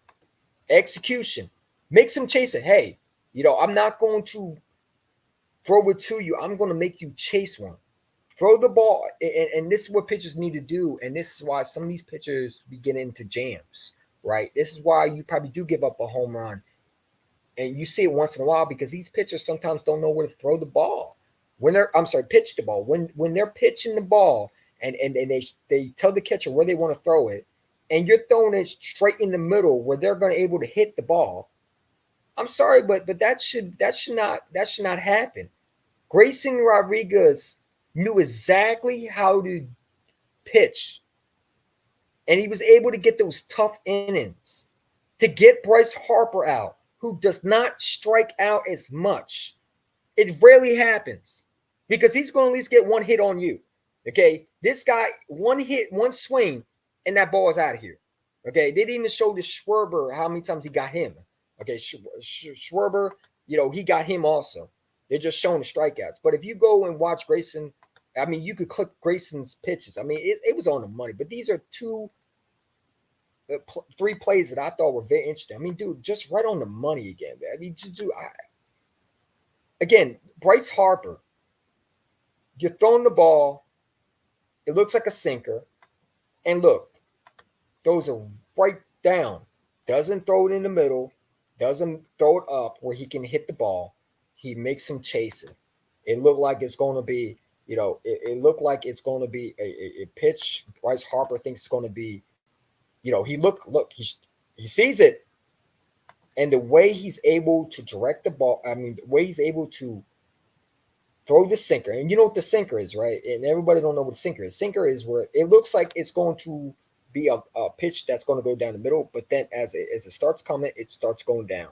So when you are a batter and you see it looks like it's going to be hit, and then it sinks, and you're swing at it because the sinker, you're not supposed to be able to hit that ball. That's pretty much like, all right, that's a depth sentence for usually for batters to strike out, or that's a pitch that you don't want to swing at. You rather hope it's a ball, but it's hard to not swing at it because if you do hit it, it could definitely be a home run, or it could definitely be a double. But Grayson knew that. It looked like a middle. Bryce Harper, if that ball hits the middle, he's cracking that ball. That ball is gone. But look where the pitch goes. In the dirt. And I love how Ali is able to make sure his pitcher knows where the ball needs to be. The great communication by Ali and the pitcher was on point today. They were on the same page because look at this. If Bryce Harper is able to get one piece of that ball, it's probably a base hit or it's a home run. Because Bryce Harper is thinking, okay, this ball is going to go in the middle. I'm going to kill this ball. But where does this ball go? It goes right here. And Bryce Harper is able to miss that. And that's a huge out. Because this was what? Let's see how many strikes this was. This was 1 and 2, and this was the top of the 6. Okay, you had one out, and I think you had a man on first, I believe, right? A man on second, I believe, or a man on first. And if you give up a home run, now the game is changed because now you give the Phillies more. And listen, you give the Phillies a home run or one home run, they take that and they run with it. You cannot give this Phillies team any air, any breathable air. You got to suffocate that team. You got to take everything from them. You got to suffocate that team. You got to take their last breath. Okay? That's what you have to do with the Phillies, man. You cannot give them any leads. You cannot give them any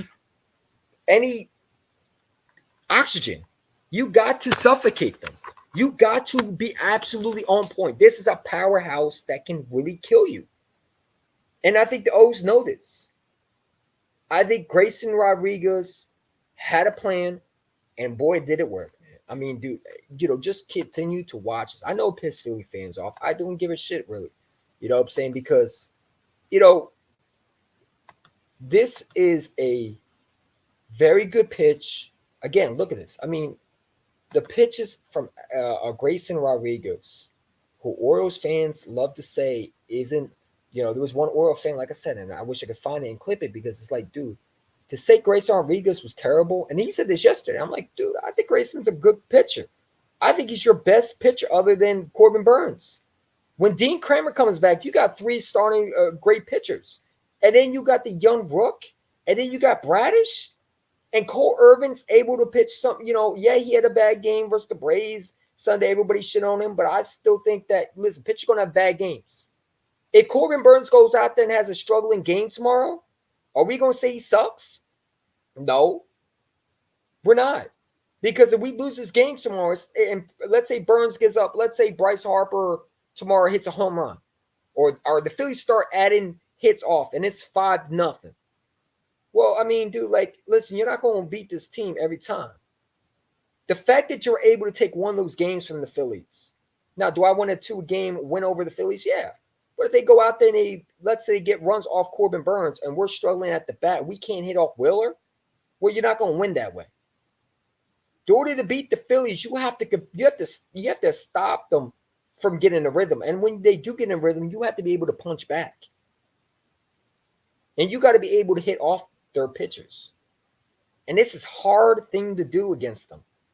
They do not lose this many games, especially when they're up 2-0 and you're able to strike. Listen, the Phillies were up 2-0 today. Because when I was watching, I'm like, oh boy, Here we go again. It looks like the Phillies were about to take the game over. Like they were about to look like they were about to really destroy us. Like it was 2-0, and then it's 2-1. And now it's 2-2. And now it's a tight game. Because the Orioles said, we're not going to allow you to lose. We're not going to let you win this game. We're going to fight back. They put their big boy pants on today. They said, you know what? You're not going to beat us like you did yesterday. And you definitely are not going to try to destroy us. We are not some chumps. And Grayson, I call him, I said in my last year, I'm like, Angry Grayson. Because when you watch Grayson Rodriguez, if you notice, he always has an angry feel. Like, you know what I'm saying? He pitches with the angry face. And I love it, bro, because, that shows he has emotion in this game. You want a pitcher that has emotion, gets a damn about his job, loves the passion about this game. At Grayson, when he pitches, he shows an angry face, like that mean face, like I'm going to strike you out, and that's what I love about Grayson. Grayson wants to be great, and he's gotten better. You look back at his rookie year last year. Okay, not to over talk, because listen, there's a lot to talk about. But Grayson was not as great as he is what he is now. He was struggling last year. A lot of fans were saying, "Is this guy really going to be the guy for the future?" He's young. Well, how old is Grayson Rodriguez? Let me look it up.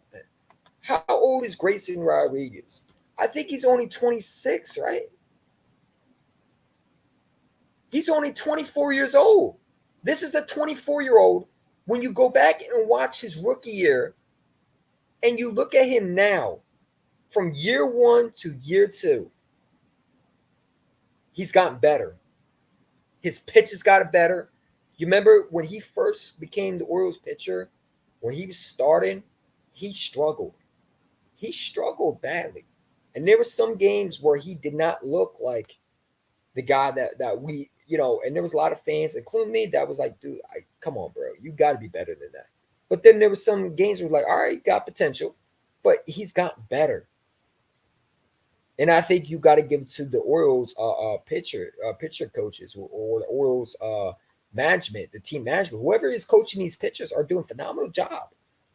Grayson Rodriguez has improved. You go back and watch what he did in his rookie. He's not pitching like this. This is a guy that's starting to realize he's that guy. He's getting comfortable. And if you don't think it's going to get better, well, he's going to get way better. Because the way dude, I don't think he's doing this against the Phillies last year. I think he gives up a home run. But Grayson Rodriguez, shout out to him, had a great game. He had a great pitch. He was pitching phenomenal. He knew where the pitch strike zone was. He threw the pitches where they needed to go. He did not try to force the pitches into the middle. He did not try to, try to make the batter, try to bait the batter by throwing the ball in the middle and hope they didn't. So no, he bait the batter, but he also knew where the pitches needed to go, and he made the batter chase his pitches.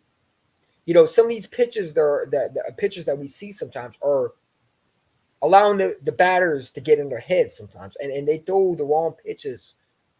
And it's like, dude, what are you doing? Why are you throwing the ball in the middle? And they crack it.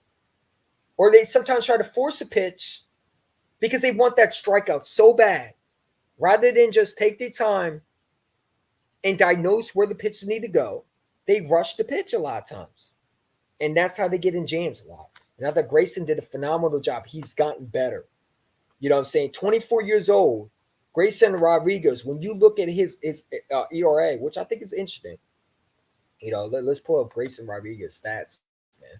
I want to see his stats, how well he did. Stats are very cool, especially for pitchers, man. He has for a whip, he has a 1.232. Okay, he has a one. Let me pull this up real quick. Give me a second. Let me take this off. I could just do this 1%. Start screen. Give me a second. Let's pull this up. But I thought Grayson has gotten better. Hold up, let me pull this up. Yeah, I mean, dude. And if you're new, hit that like button, man. Listen, man, it's a great day to be an Orioles fan. If you're an Orioles fan, hit that like button, man. Listen, we are seeing some growth from our starting pitchers. They it's like they're growing up, man. They're growing in front of our eyes, and you got to give some shout outs to the management, the team management, the coaches, especially the pitching coaches. They done a phenomenal job with their guys, man. Grayson Rodriguez, from what he was last year, which he was struggling. There was some games where it was like, all right, improvement, but he wasn't pitching like this. This guy has gone better with his command. He's more flexible with his decisions. He's not panicking. He looks like he looks like he knows what he needs to do. You know, you look at his ERA, okay, and it's just it's phenomenal. Let me do this. Yeah, let me pull this up. Let's see. Can we make this bigger? Let's see. This is pretty cool. I didn't know I could do this, but yeah. Let's pull this up a little bit. All right, there we go. And then make this a little bit bigger. Can we make this a little bit bigger? Let's see. All right. Well, can y'all see that? Y'all see that? Let's see. Let's see. Can y'all see that?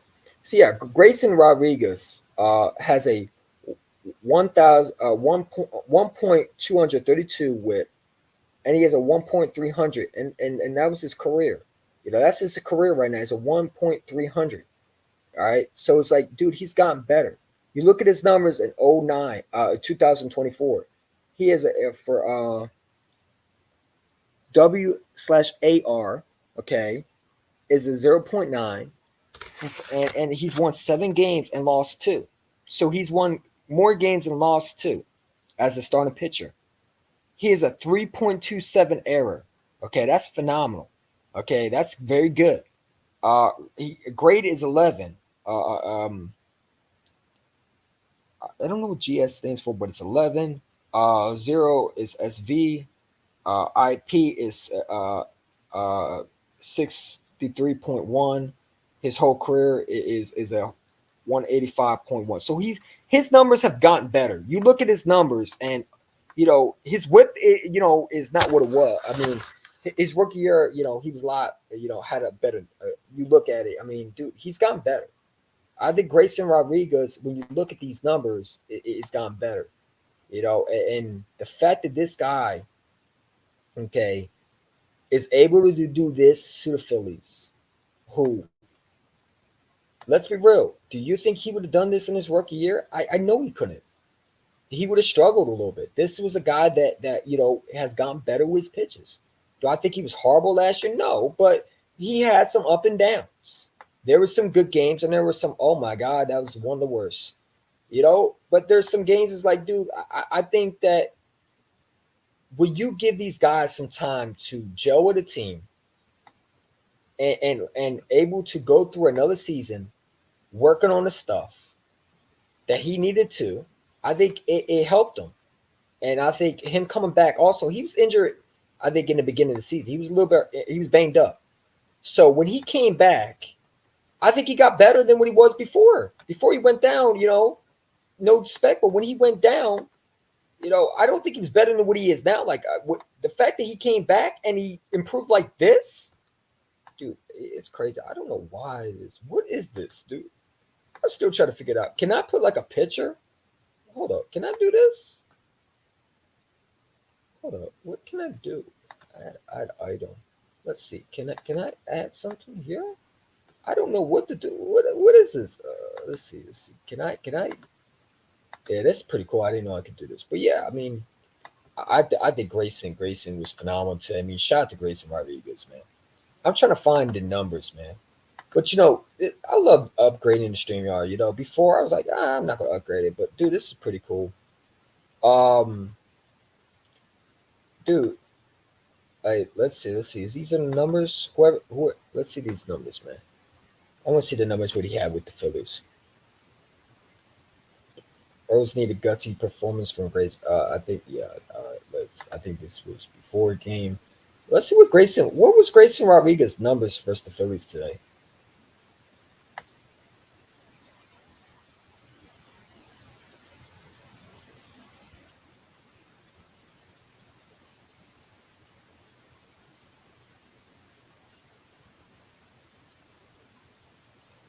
Who was this dude? Bryce Wilson on Joey Ortiz. Who the fuck is this dude? I don't know who this guy is. Who is he? Is he a Phillies player? Bryce Wilson? Okay, I don't know. Is that one of our pitchers that we got? Okay, I see him a lot on Twitter. But anyway, I'm trying to find Grayson Rodriguez stats. Did somebody put his stats up yet? I want to see Grayson Rodriguez stats. Who got it? Let's see. They still haven't flexed the game, man. I wish they would flex. Like, don't you think they should flex it? I think they should flex this game, man. I ain't showing Hesting. Who gives a shit about Kerstad? He doesn't do it in major leagues. I'm tired of seeing that shit, dude. Like, listen, it is what it is. Trying to see it.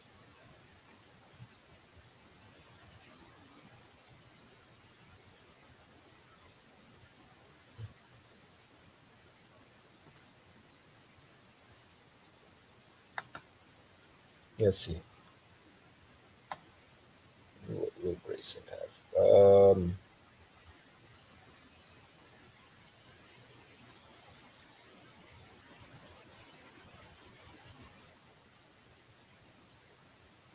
Yeah, where's it at? All right, let's see. Let's see what Kyle Ripken said.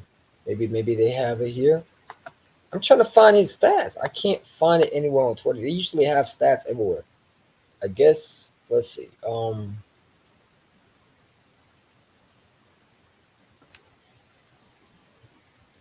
I don't know, man. I'm trying to find it. Sorry, guys. Give me a second.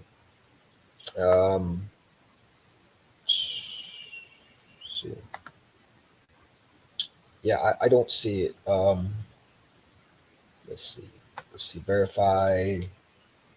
Let's see. Oh, maybe this guy has it. Let's see. Let's see. My guy, Baltimore sports fan. Um, all right.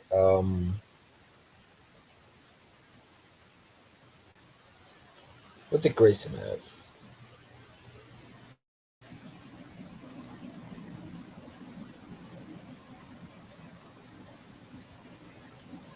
Yeah, look. I mean, look at this guy, bro. Dude, come on, man. How can you not be happy to have this guy? Look at the firing, my boy Grayson. Hold on, I gotta show this, bro. I gotta show this, man. My boy Grayson was fired up, bro. I mean, dude, the passion that this guy has, bro. Anybody would love this type of pitch, dude. I think it's fucking cool that you have a guy like that. Give me a second. Where's it at? Where's it at? Whoops. Give me that. What the hell happened? Cancel. No. Add item. What is that?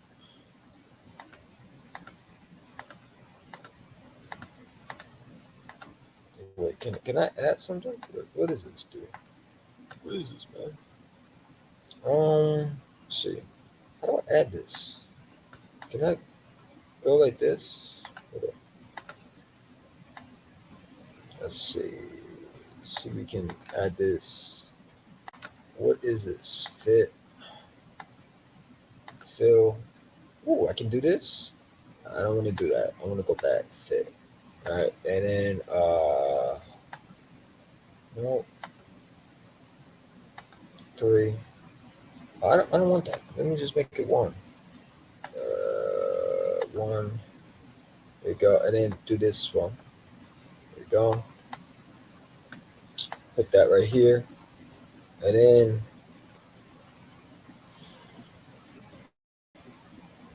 I'm trying to figure out what can I do. Can I put this here? Add item. How do? Okay, so add item. All right, and then I'll put the media slot right here. There we go. All right, there we go. All right, sorry guys. There we go. Figured it out, man. But yeah, look at this, bro. Oh, did they have a crowd, man? I want to hear the sound.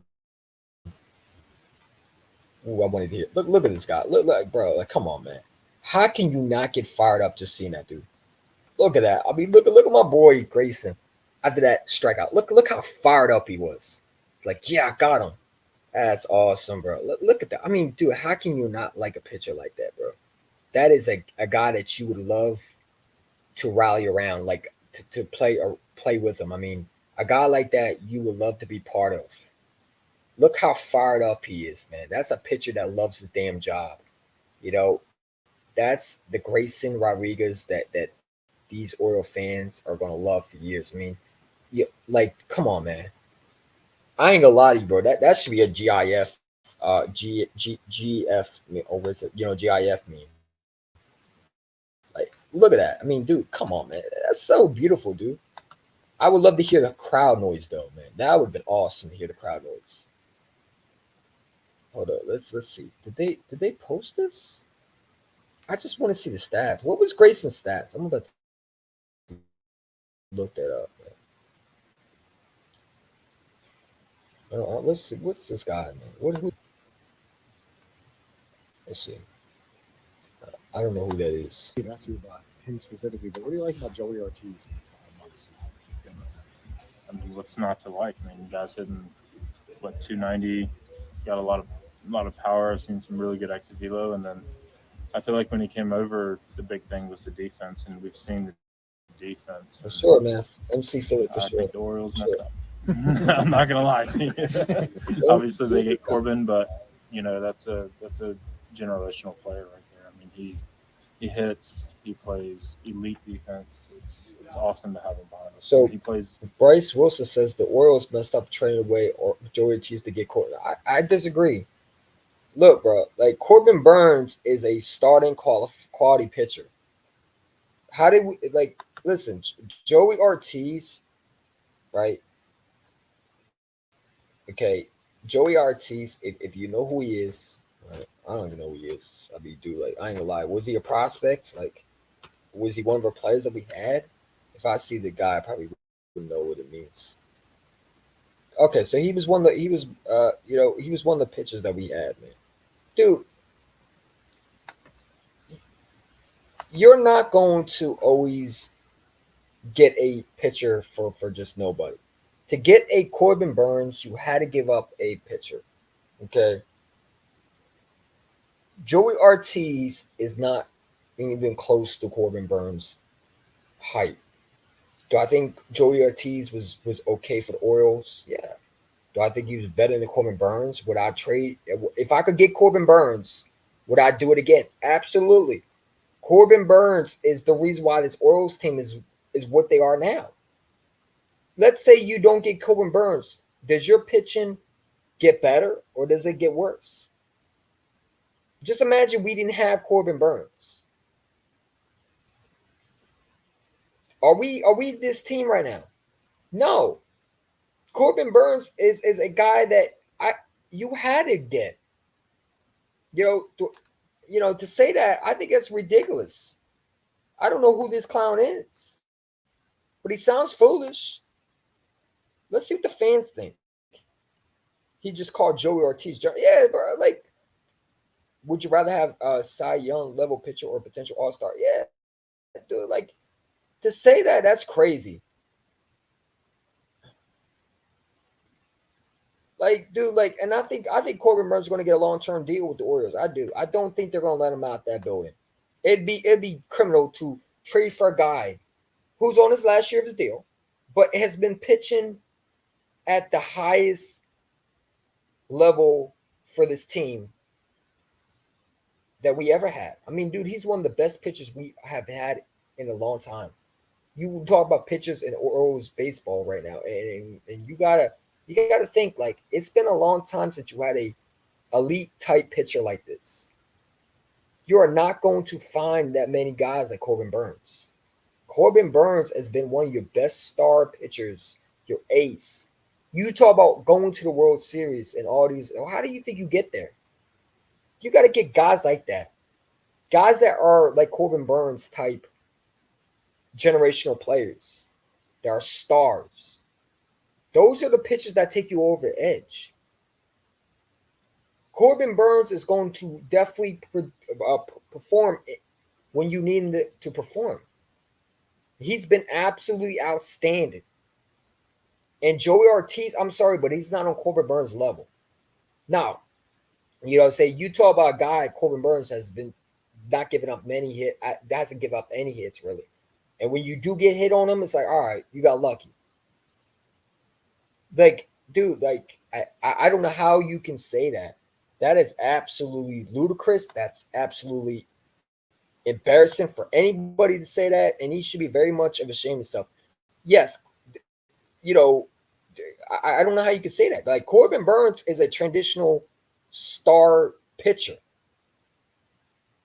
And I shot to this guy. I'm a retweet his quote. Orioles needed a top end rotational guy. They need oxygen.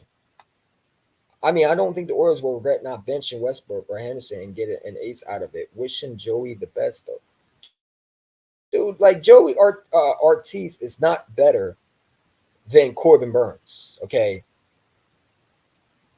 Corbin Burns is a star pitcher. Okay, you needed that pitcher.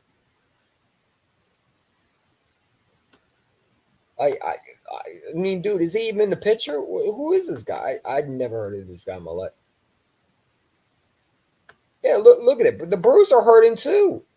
If you look at the Milwaukee Brewers, man, I think their weakness and why they lost to the Phillies was because of the pitching. Let me ask you a question: does Corbin Burns not help the Brewers? Because when he was on the Brewers, they weren't in first place.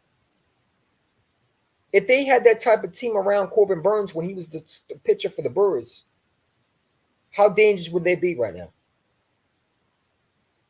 Corbin Burns has never had a team around him like the Orioles, who are literally very good right now with the players, with the shortstop, not players. Look at the players around Corbin Burns. The dude is playing with some stars. You know, and I don't know who Joey Ortiz is, but dude, he's not better than Corbin Burns, man. I think Joey Ortiz was one of the players last year. But dude, who cares, bro? Like, let me hear this guy again. I mean, what's not to like? I mean, guys hitting what 290. So he's a hitter. Got a lot of. All right, bro. Like, dude, like there was no place where we were going to use him at. There was no room for him. Okay. You what are you going to do? You going to bench Westberg? You're not going to bench a number one draft pick. You're going to bench who you going to bench? Gunnar Henderson? You're not going to do that. And I'm sorry, but would you rather have Joey Ortiz over those two? No, I would not. What did he do last year? Did he do anything for the Orioles? No, I don't think so. But Westberg and Gunnar were doing something. They were the reason why we were winning a lot of games last year. You know, who are you going to bench? And for what? Like, how can anybody get mad? And probably this is a Brewers player. But if it's a fan that's mad about this, dude, to get a Corbin Burns is rare. Okay. You look at the MLB right now, and you look at the teams that are going to go far in the playoffs. You want to know why teams win World Series championship? I'm going to tell you why. Number one, they got great defense. If you got great defense, your defense is able to do what we saw against the Phillies, able to throw guys out. Like Bone was able to get thrown out because when you had a guy like Arias was able to pick the ball up with his bare hands. Jordan Westbrook also too. Look at the players that we have.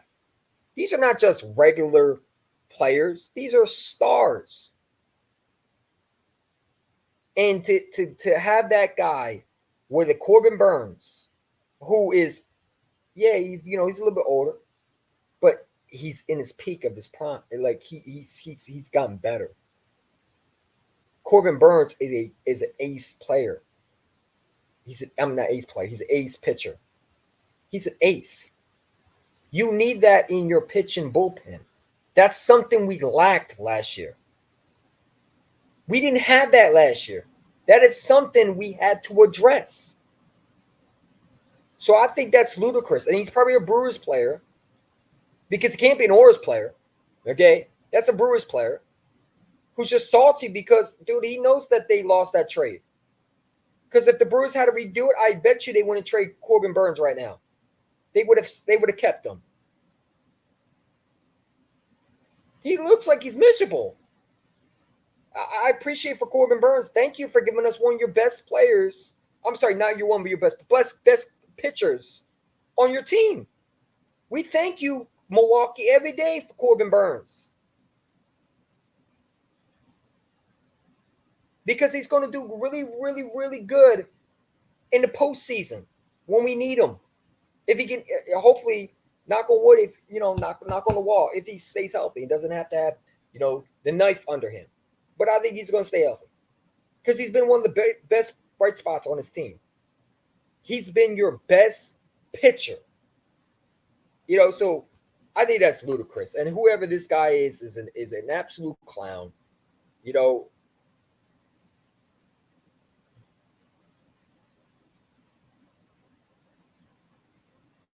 I think that's crazy. He's a Bruce player. Yeah. So dude, like, to say that, I mean, dude, you didn't win that trade. You did not. You lost that trade. Or end up robbing them. Yes, they got an okay player, but he's not better than Corbin. We won that trade. Corbin Burns has been phenomenal. You about to find out tomorrow. Philly fans about to learn real quick. They about to learn real quick why we got Corbin Burns. Corbin Burns is going to show, and I love it, man, because that guy opened his mouth today. Oh, Corbin Burns is going to show you. The added motivation of Corbin Burns' back, like a battery in his back, to add more juice to the battery in his back when you don't need juice already. It's crazy, man. It's crazy. Like, that's like saying, well, the O's should keep the exact same pitchers and then not get better. Like, come on, bro. Like, to get better at a position where you needed the most, which was an ace pitcher, because you didn't have one last year. That's why we lost the playoffs. I mean, that's why we were eliminated quickly in the postseason, in the MLB playoffs against the Rangers, I believe, because we didn't have quality hit pitchers that weren't not on court. They weren't on Corbin Burns' level. You had guys that were good, but they weren't Corbin Burns. You got to understand, there's good pitchers and there's guys like Corbin Burns. Okay, good pitchers, that can start for some games here and there, but they're not like Corbin Burns that can shut you out for mostly 6 innings without giving up a hit. Okay, he's one of the best pitchers in baseball, and he's on the O's team right now, having his best season, I believe.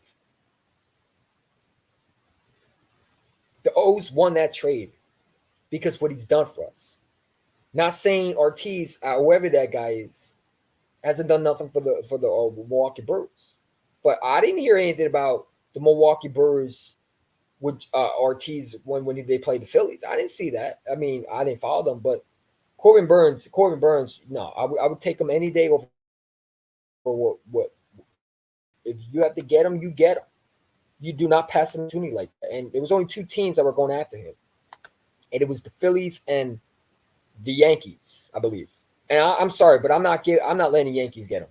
So I'm glad the Orioles jumped in front of the Yankees to steal him. Or I think it was a team that I know it was a team that it was the Athletics. I don't know who. There was someone else that was on the Corbin Burns sweepstakes.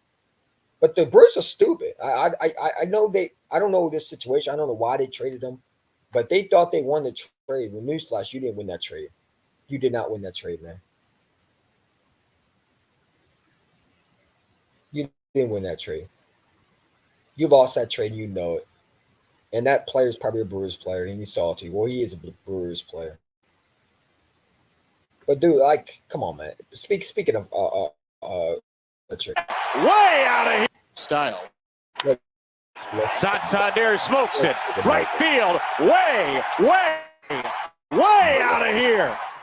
Game outswing. Anthony Santander. His 16th of the year. Yeah, you could dial some long distance on that home run. I love Ben Nelson, by the way. Well, Walker came in when he throws the splitter. They were hitting over 400, 413. That number just went up. I love Jim Palmer, man. His announcement is so gold. It's pure gold, man. It's like gold Style. Look at that. Santander smokes it. Right field. Way out of here. A tie game on a loud swing from Anthony Santander. His 16th of the year. That's a guy that you have to bring, man. Anthony Santander, dude. You have to extend him, bro. Now, I think it will be cheap. I don't think it's going to cost you a lot. But I swear, I mean, you got to extend him, in my opinion. Look at MLB trying to don't sit there and hype us up now. Y'all were saying, listen, I got the receipts. I got the receipts. Y'all were saying a week ago that we were the 7th power rankings in MLB. Hold up, where's that at, man? Where's it at? Where was your stupid power rankings at? Hold up, let's take a look at those power rankings one more time, because they were just putting us at 7. Don't now. See, this is what they're proving wrong. They want to show these how. No, man. Y'all said we were the 7th best team. According to y'all, the Dodgers were better than our team. Give us any chance at all. Okay?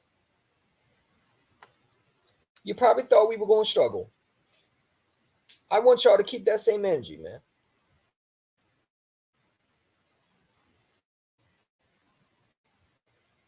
Y'all to keep that same energy, bro.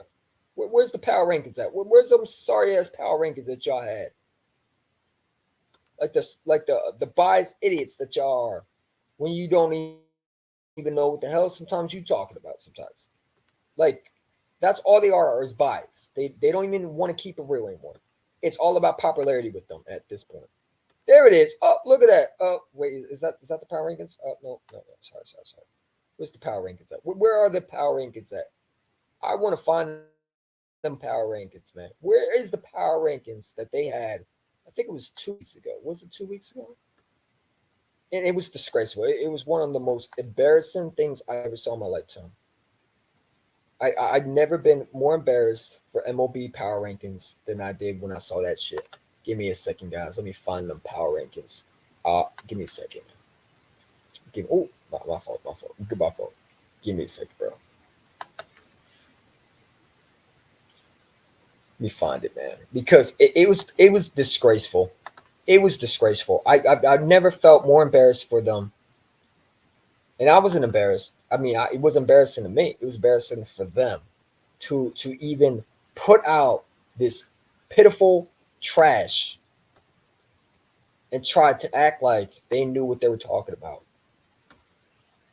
Where is it at, man? I think I sent it to you. Hold on. Yeah. Let me see, bro.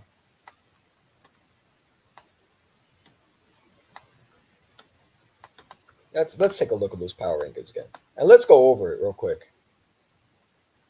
Let's see. What's the power rankings at, man? Where the fucking power rankings at? Yeah, because this was the embarrassing part, man. Hey, let me find it.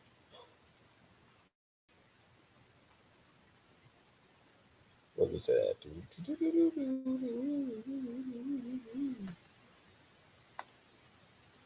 Oh, there it is. Here we go. Here's the stupidity. Let's put it up, man. Fucking embarrassing. This is why people need to understand baseball. Understand baseball. Y'all saying you can try to hype. No. Y'all were saying this. This is what they were saying, ladies and gentlemen. I want y'all to read this. Don't let them try to brainwash you, Oriole fans. This is what they were saying. They were disrespecting us like we weren't even on the top of it. Look at it. They didn't put us in the top list. Look at this. I want you to read these power rankings real quick. Look at this. The Phillies. You got the Yankees. Hold up. Let me read it for y'all. So number 1, they got the Phillies. Number 2, they got the Yankees. Number 3, the Cleveland Guardians. Number 4, the Dodgers. The Orioles 5. The Brewers 6. The Braves 7. They got us at number 5 over the LA Dodgers, which is the most overrated team in baseball. They got the Cleveland Guardians. I mean, come on, bro. Like this is embarrassing to have and this was 2 weeks ago. We were winning too, by the way. This is what they were saying. So wait.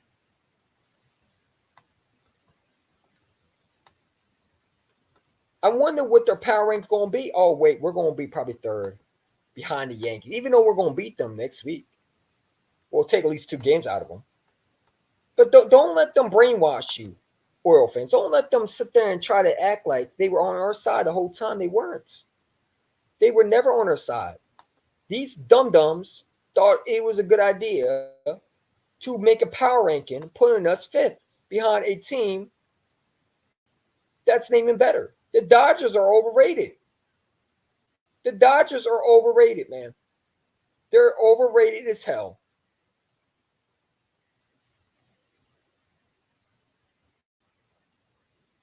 They're overrated as hell, bro. And they had the audacity to try to act like they were on our side. No, you weren't on the side at all.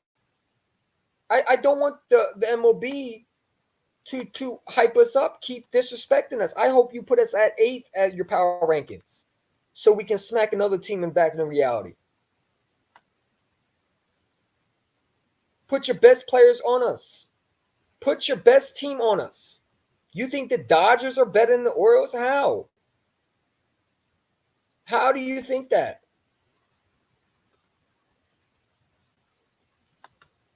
I mean, dude, like, I don't know how you could say that. We already beat the Cleveland Guardians, I believe, didn't we? I love that. No one got me. I know got me. Tony Tater Tots. Poverty frames and suffocating due to lack of stand. I don't know about that one. That was a little tough. Oh, I like that one. Tater Tot, man. Hey, I'm gonna say that, bro. I'm gonna say that, man. I like this one right here. Ooh, I like that one. Give me a second. Let me share this. Ooh. Let me see this. Ooh, I like that. I might say this meme, bro. I like this. Ooh, this was a good picture, man. Whoever made this, man. Hey, Tater Tot, man. Potato man. Potato guy. My guy, Anthony Santander, hitting potatoes, man. Hitting potatoes and turn to French fries when he swings, man. Free French fries. he turned those pitches into French fries for everybody. Straight out. Mauling those balls, bro. I mean, dude, like, Anthony Santander, I know it's not going to cost you a lot, but, bro, we better keep him. He deserves a contract, man. And honestly, I would get him done now. Why wait? Why wait? I don't know if you can do contracts in most seasons. I don't know. I know NFL you can, but I don't know about MLB. I think you can. But, dude, like, I hope we can keep him, man. You know what I'm saying? I don't know how many more years he has. I think this is last year deal. But, dude, Tater Tots need to stay in Philadelphia. Keep the Anthony spirit in Baltimore, man. Do not let him go to the stinking Stankies.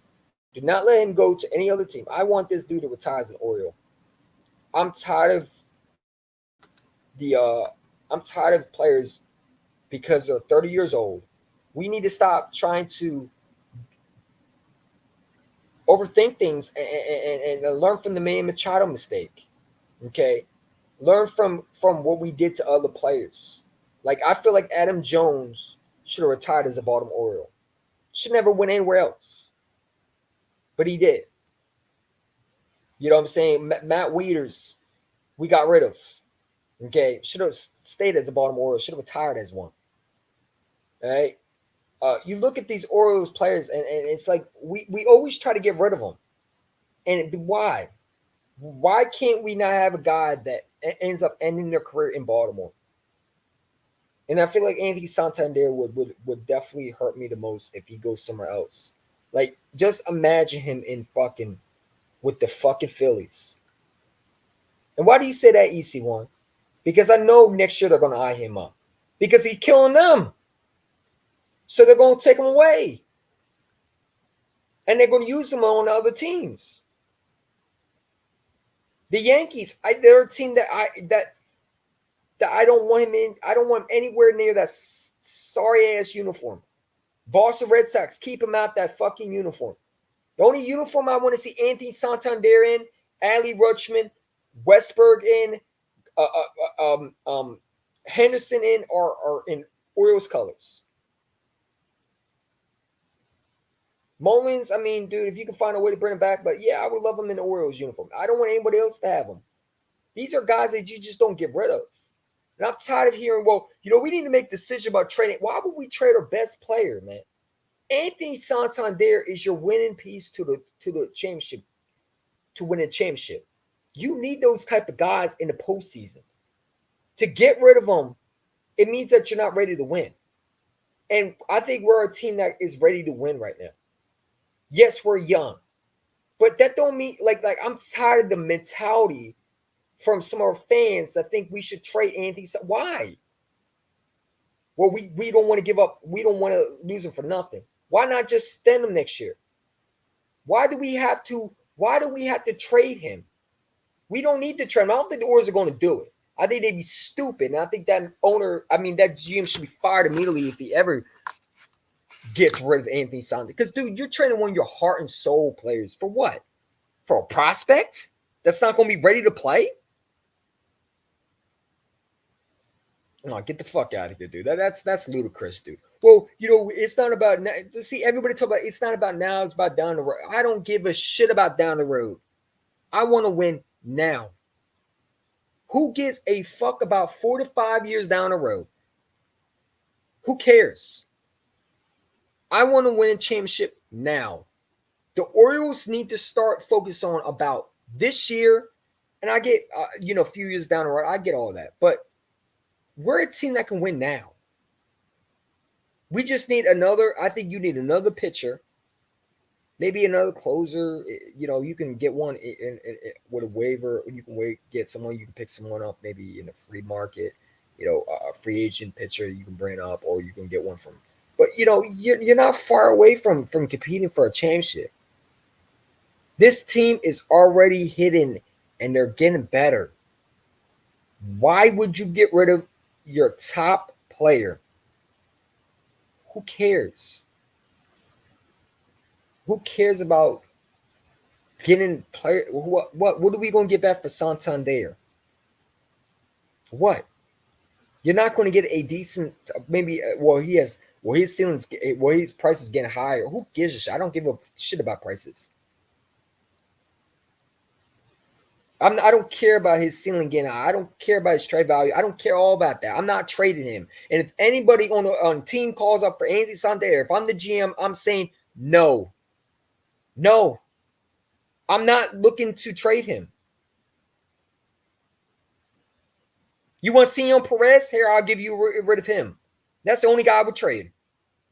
But other than that, no, I'm not trading nobody. Why would I get rid? I want a pitcher. We need to trade for, not trade away. Trade for. Acquire. Not get rid of.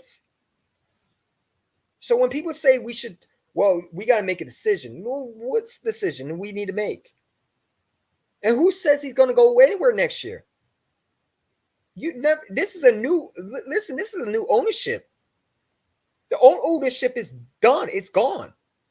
The one that Manny Machado had, that he had to deal with in Baltimore, is no longer in the building. You got guys that are smart, that know how important this team is, and they're going to do the best ability to keep guys like Anthony Santander here. Westberg is definitely going to retire here, hopefully. Adley Rutschman and Gunnar Henderson are going to get extended. I think Corbin Burns is going to get extended. These guys are not walking out that building. They know how important they are. Now, there's going to be some guys that are like, all right, it's going to be tough. But if Anthony Santander, you got to bring him back. He's your heart and soul of your team.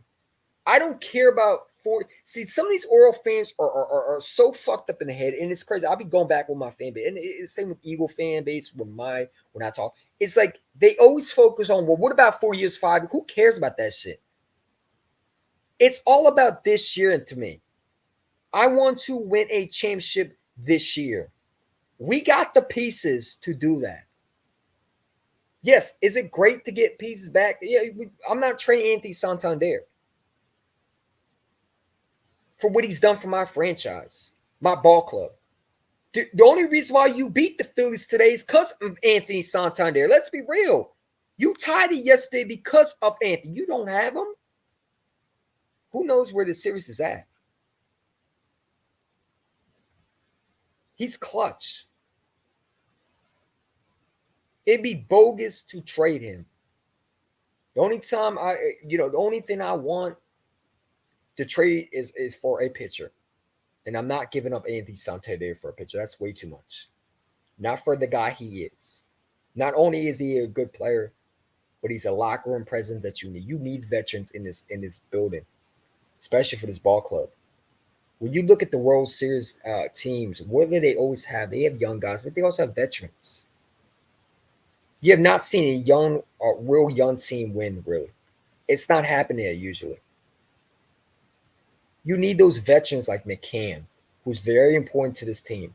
A backup catcher, but he's also a veteran, and that's why these young guys are starting. They listen to him. They like his leadership.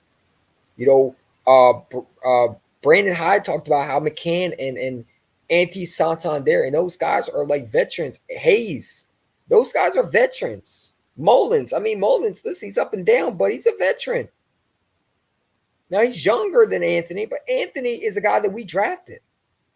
So to get rid of him or trade him, it's ludicrous. When are we going to stop trying to get rid of guys and start understanding that, maybe we should actually start keeping these guys and make sure they retire and do the right thing for them. You're an Oriole. Let's make sure you retire as an Oriole. We don't want you to go anywhere. Now, I get it, Chris Davis, we paid him. But listen, this is not Chris Davis we're talking about. This is Anthony Santander. He's only going to be turning 30 years old. Okay? He's still in his prime as a baseball.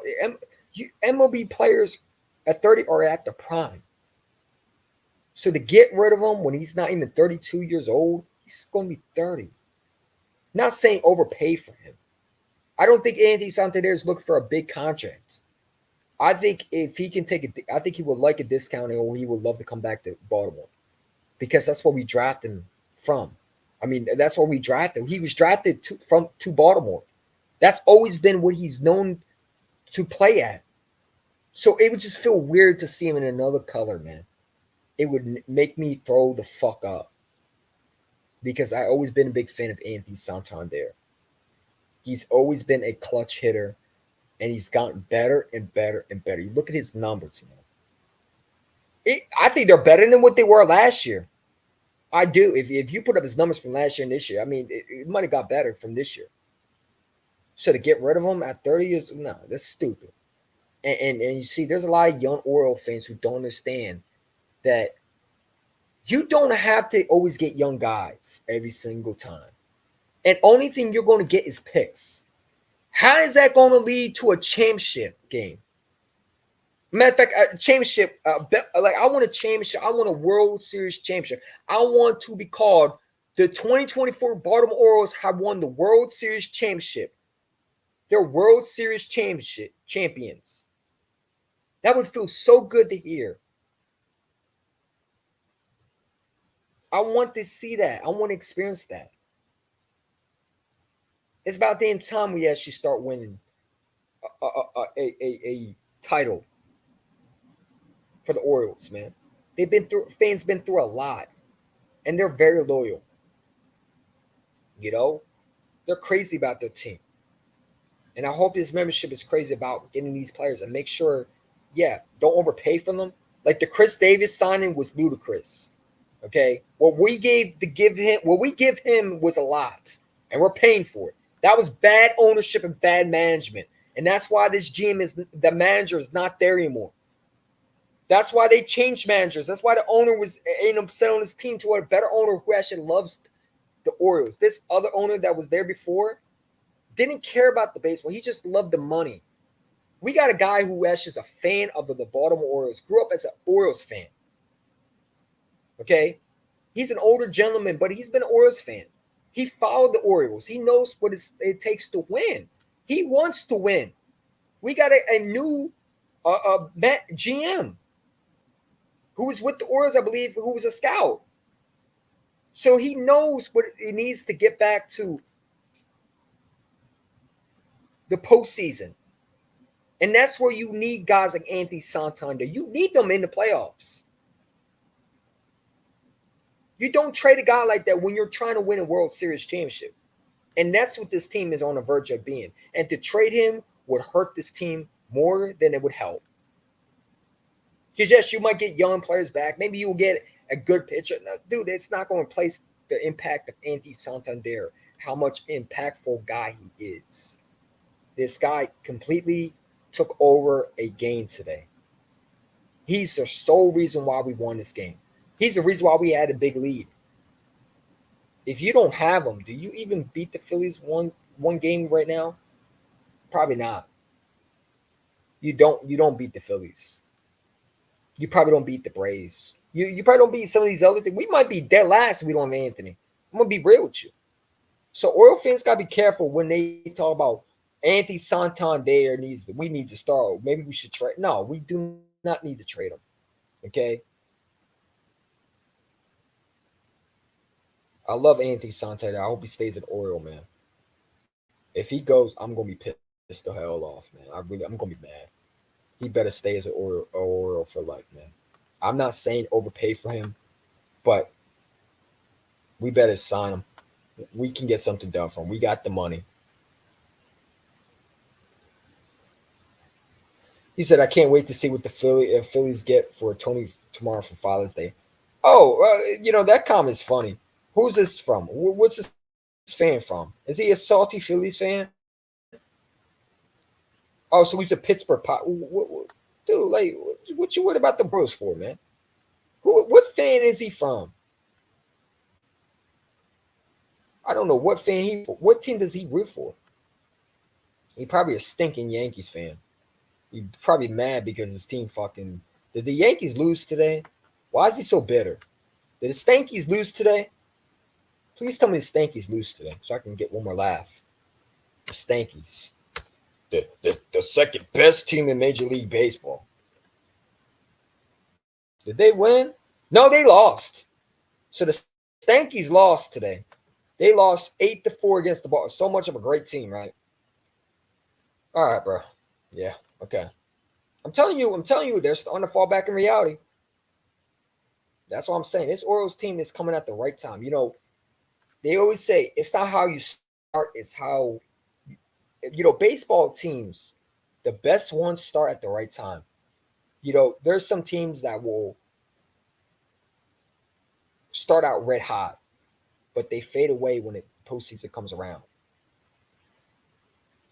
There's no consistency with some of these ball clubs. They're red hot, and then they cool down, and then they just disappear. And I think the Yankees are one of those teams. I don't think they're going. I think they're going to start collapsing a little bit. I think they're going to start falling apart a little bit. And yes, I'm all for having seen the downfall. I cannot wait for the downfall. I hate the Stankies with a passion. As an Orioles fan, I love it. The Stankies need to stay the Stankies and never ever become a Yankees team that is a threat. I hope they stink forever. Keep on hyping that team up because I'm sick of them. Okay. I always hated the Stankies. I hate them. I hate them. I hate them. Okay. A bunch of damn cheaters. They're no different than the New England Patriots of NFL. Okay. They're cheaters. They fucking look at them. I mean, you got Alex Rodriguez taking steroids. Derek Jeter's in my opinion, is the most overrated player. I hate him so fucking much. That dude is a pain in my ass. You got Mark Teixeira, who I hated. Okay. I mean, dude, I just hated that team. I hated that team. I hated the fact that they always fucking somehow got away with calls. I hated them. They were the definition of New England Patriots for the MLB. I hated them. Always bandwagon Yankee fans. Some of them were Yankee fans wearing the hats because they couldn't pick a damn team, and they'd rather pick a team that actually won. Okay? It's crazy, bro. It's crazy. So fuck that damn team, man. Okay? Give us our first place back and become what you were, and that's overrated. I enjoy playing on. I think I read that comment, but yeah, dude, like, I'm tired of it, bro. I'm tired. But yeah, dude, like, I don't know why this guy talk about he's going to give Anthony Sunday for Father. Hopefully, Anthony Sunday gets Father's Day is crazy. I mean, dude, I hope the Phillies give him another home run. I would love a home run for Anthony Santander. Fathers need an Anthony Santander gift. How about a home run ball? That would be awesome tomorrow. And I think he will do it. I think Anthony's going to get another home run, man. That's my prediction right now. Anthony Santander is going to have a home run. He's going to get a home run. You know what I'm saying? I'm excited. Well, I can't watch it tomorrow, which sucks. But it's hilarious, dude. It's hilarious, man. All these haters were talking about how the Phillies were going to sweep the Orioles. Yeah, look at this dude. I mean, East won versus the Braves. East won, bro. We were taking one game out of one game from you, bro. See, this is the clown shit that where you hiding does that I don't understand. That's where you're hiding versus the Orioles, man.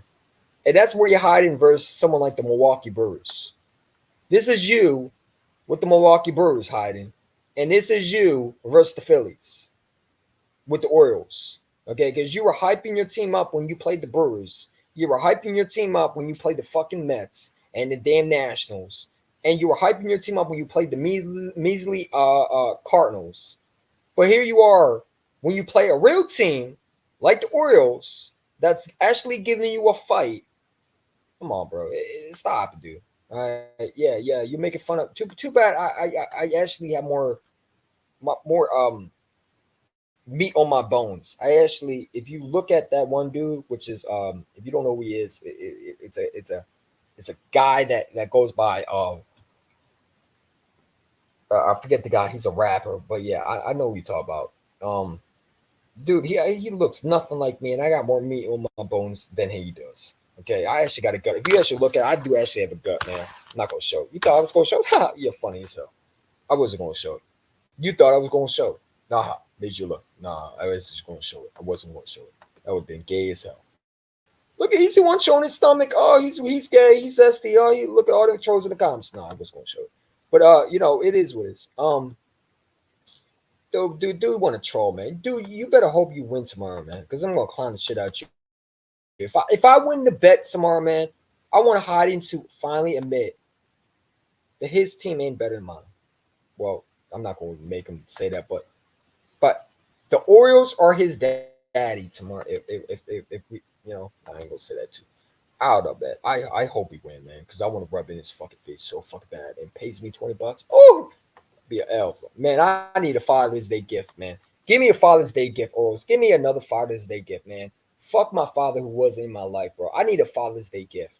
Give me the Orioles spanking the dog shit out the Phillies, man. I want a 10-1 ball game. When I go home and come home and watch this game, I want the Orioles hopefully to put a belt buckle on ass to the Phillies, man. Please don't give them any hope, man. If I see the Philly fans starting to disappear, I know that they're fucking losing somehow. All right. Now, if I start seeing them come through after around 4 p.m. and they're, wearing Phillies gear and they're happy as hell and they don't have and they have a smile on their face, it's like, all right, I knew we lost. So I'm gonna know. Plus, I'm gonna find a way to watch it. I don't know, but probably not when I'm working, but I'm gonna watch it when I'm on break. It is what it is, bro. Dude just want to be in center of attention, man. It is what it is, man. We're gonna find out, Heiden. We're gonna find out, bro. We're gonna find out. But yeah, man, I appreciate y'all for coming on as always, man. As always, I am, as you see, OC1, man. That would be cool. OC1. Just call me EC1. But yeah, I do love my Orioles, and I am a Phillies Eagles fan, Philadelphia Eagles fan. You thought I said Philly fan? A Philadelphia Eagles fan and a Baltimore Orioles fan, man. And yeah, man. Listen, Orioles fans, they can't. Dude, we got to win tomorrow, man. We got to beat this Phillies team, bro. These Philly fans need the reality check that they haven't gotten. I want these Philly fans to finally admit, because look, man, if we did not show up this game, they want to be talking about. Look how they talk about they want to see us in the World Series. It's funny. Y'all weren't saying that before you played us. But now they say, oh shit, EC1 was right. Oh my God, these Oriole fans were actually right. We did not think, oh, you didn't think we were that good, huh? You thought we were the last year Orioles team. I told you we weren't. Yeah, y'all thought we were the young Orioles team, huh? That you saw at Citizens Bank Park where you going to smack around, huh? Is that what you thought? Uh-huh. Yeah. April Fools. If it was April Fools. It's not the same Orioles team from last year. This team is a lot better. You can talk about their record all you want. Talk about their record all you want. We're literally 3 games. If we win tomorrow, we're 3 games behind the Yankees. We have literally played more 500 teams than any other baseball team.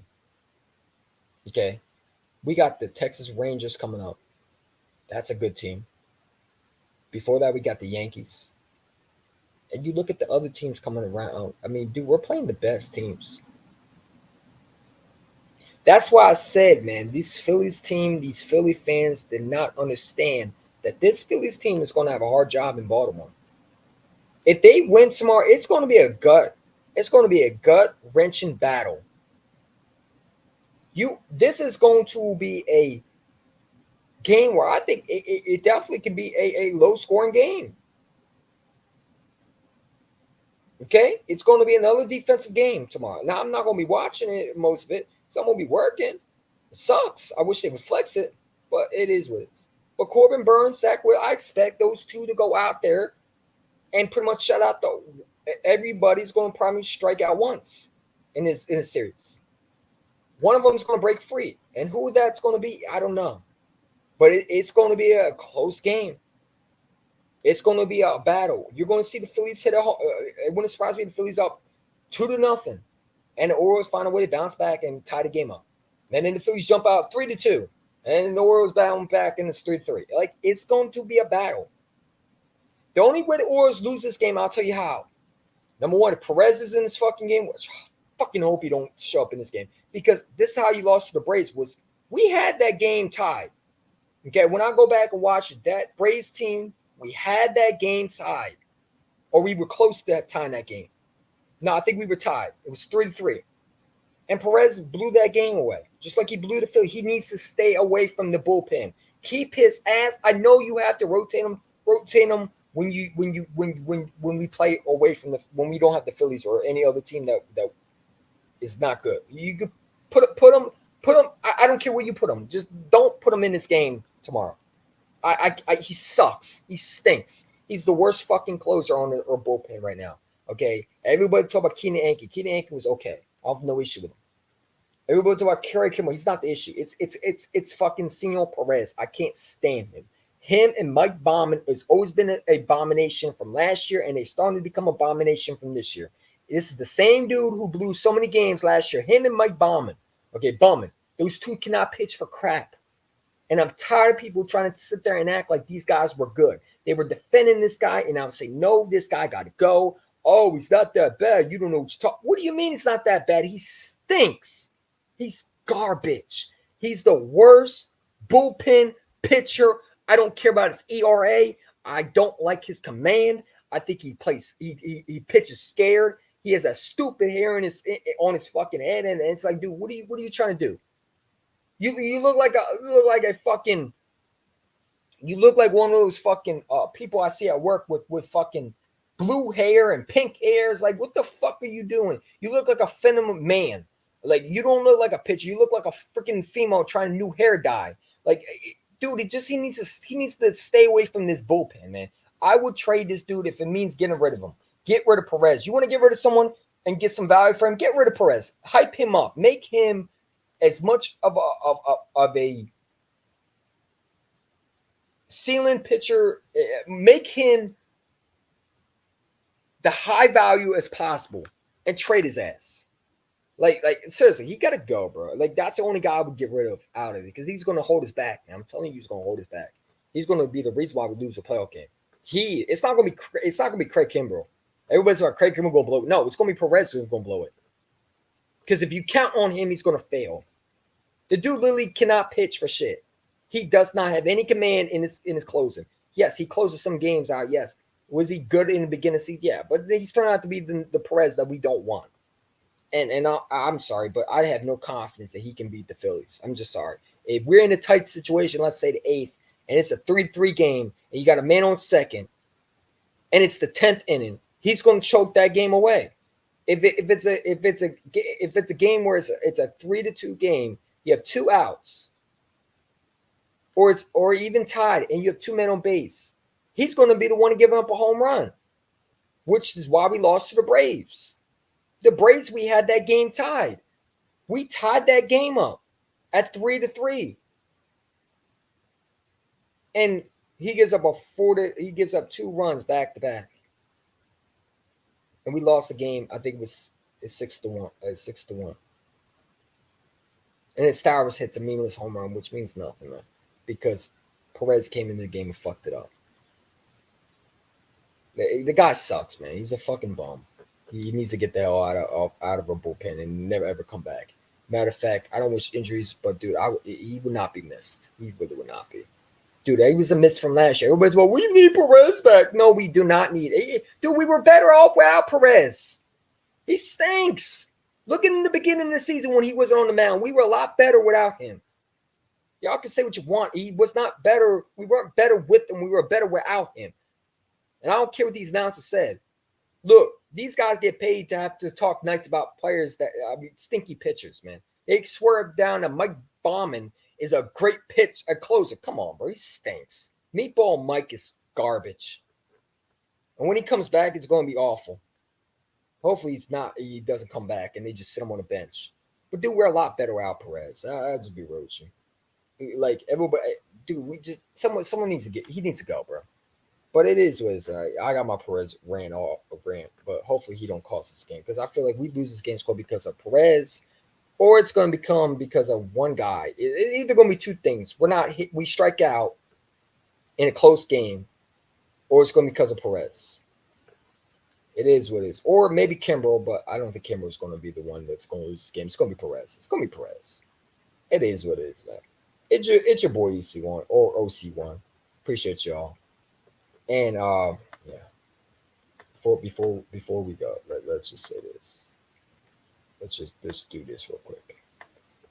I want to get a Baltimore intro going on like that. I want to get the I want to make it like, yeah. There we go. There we go.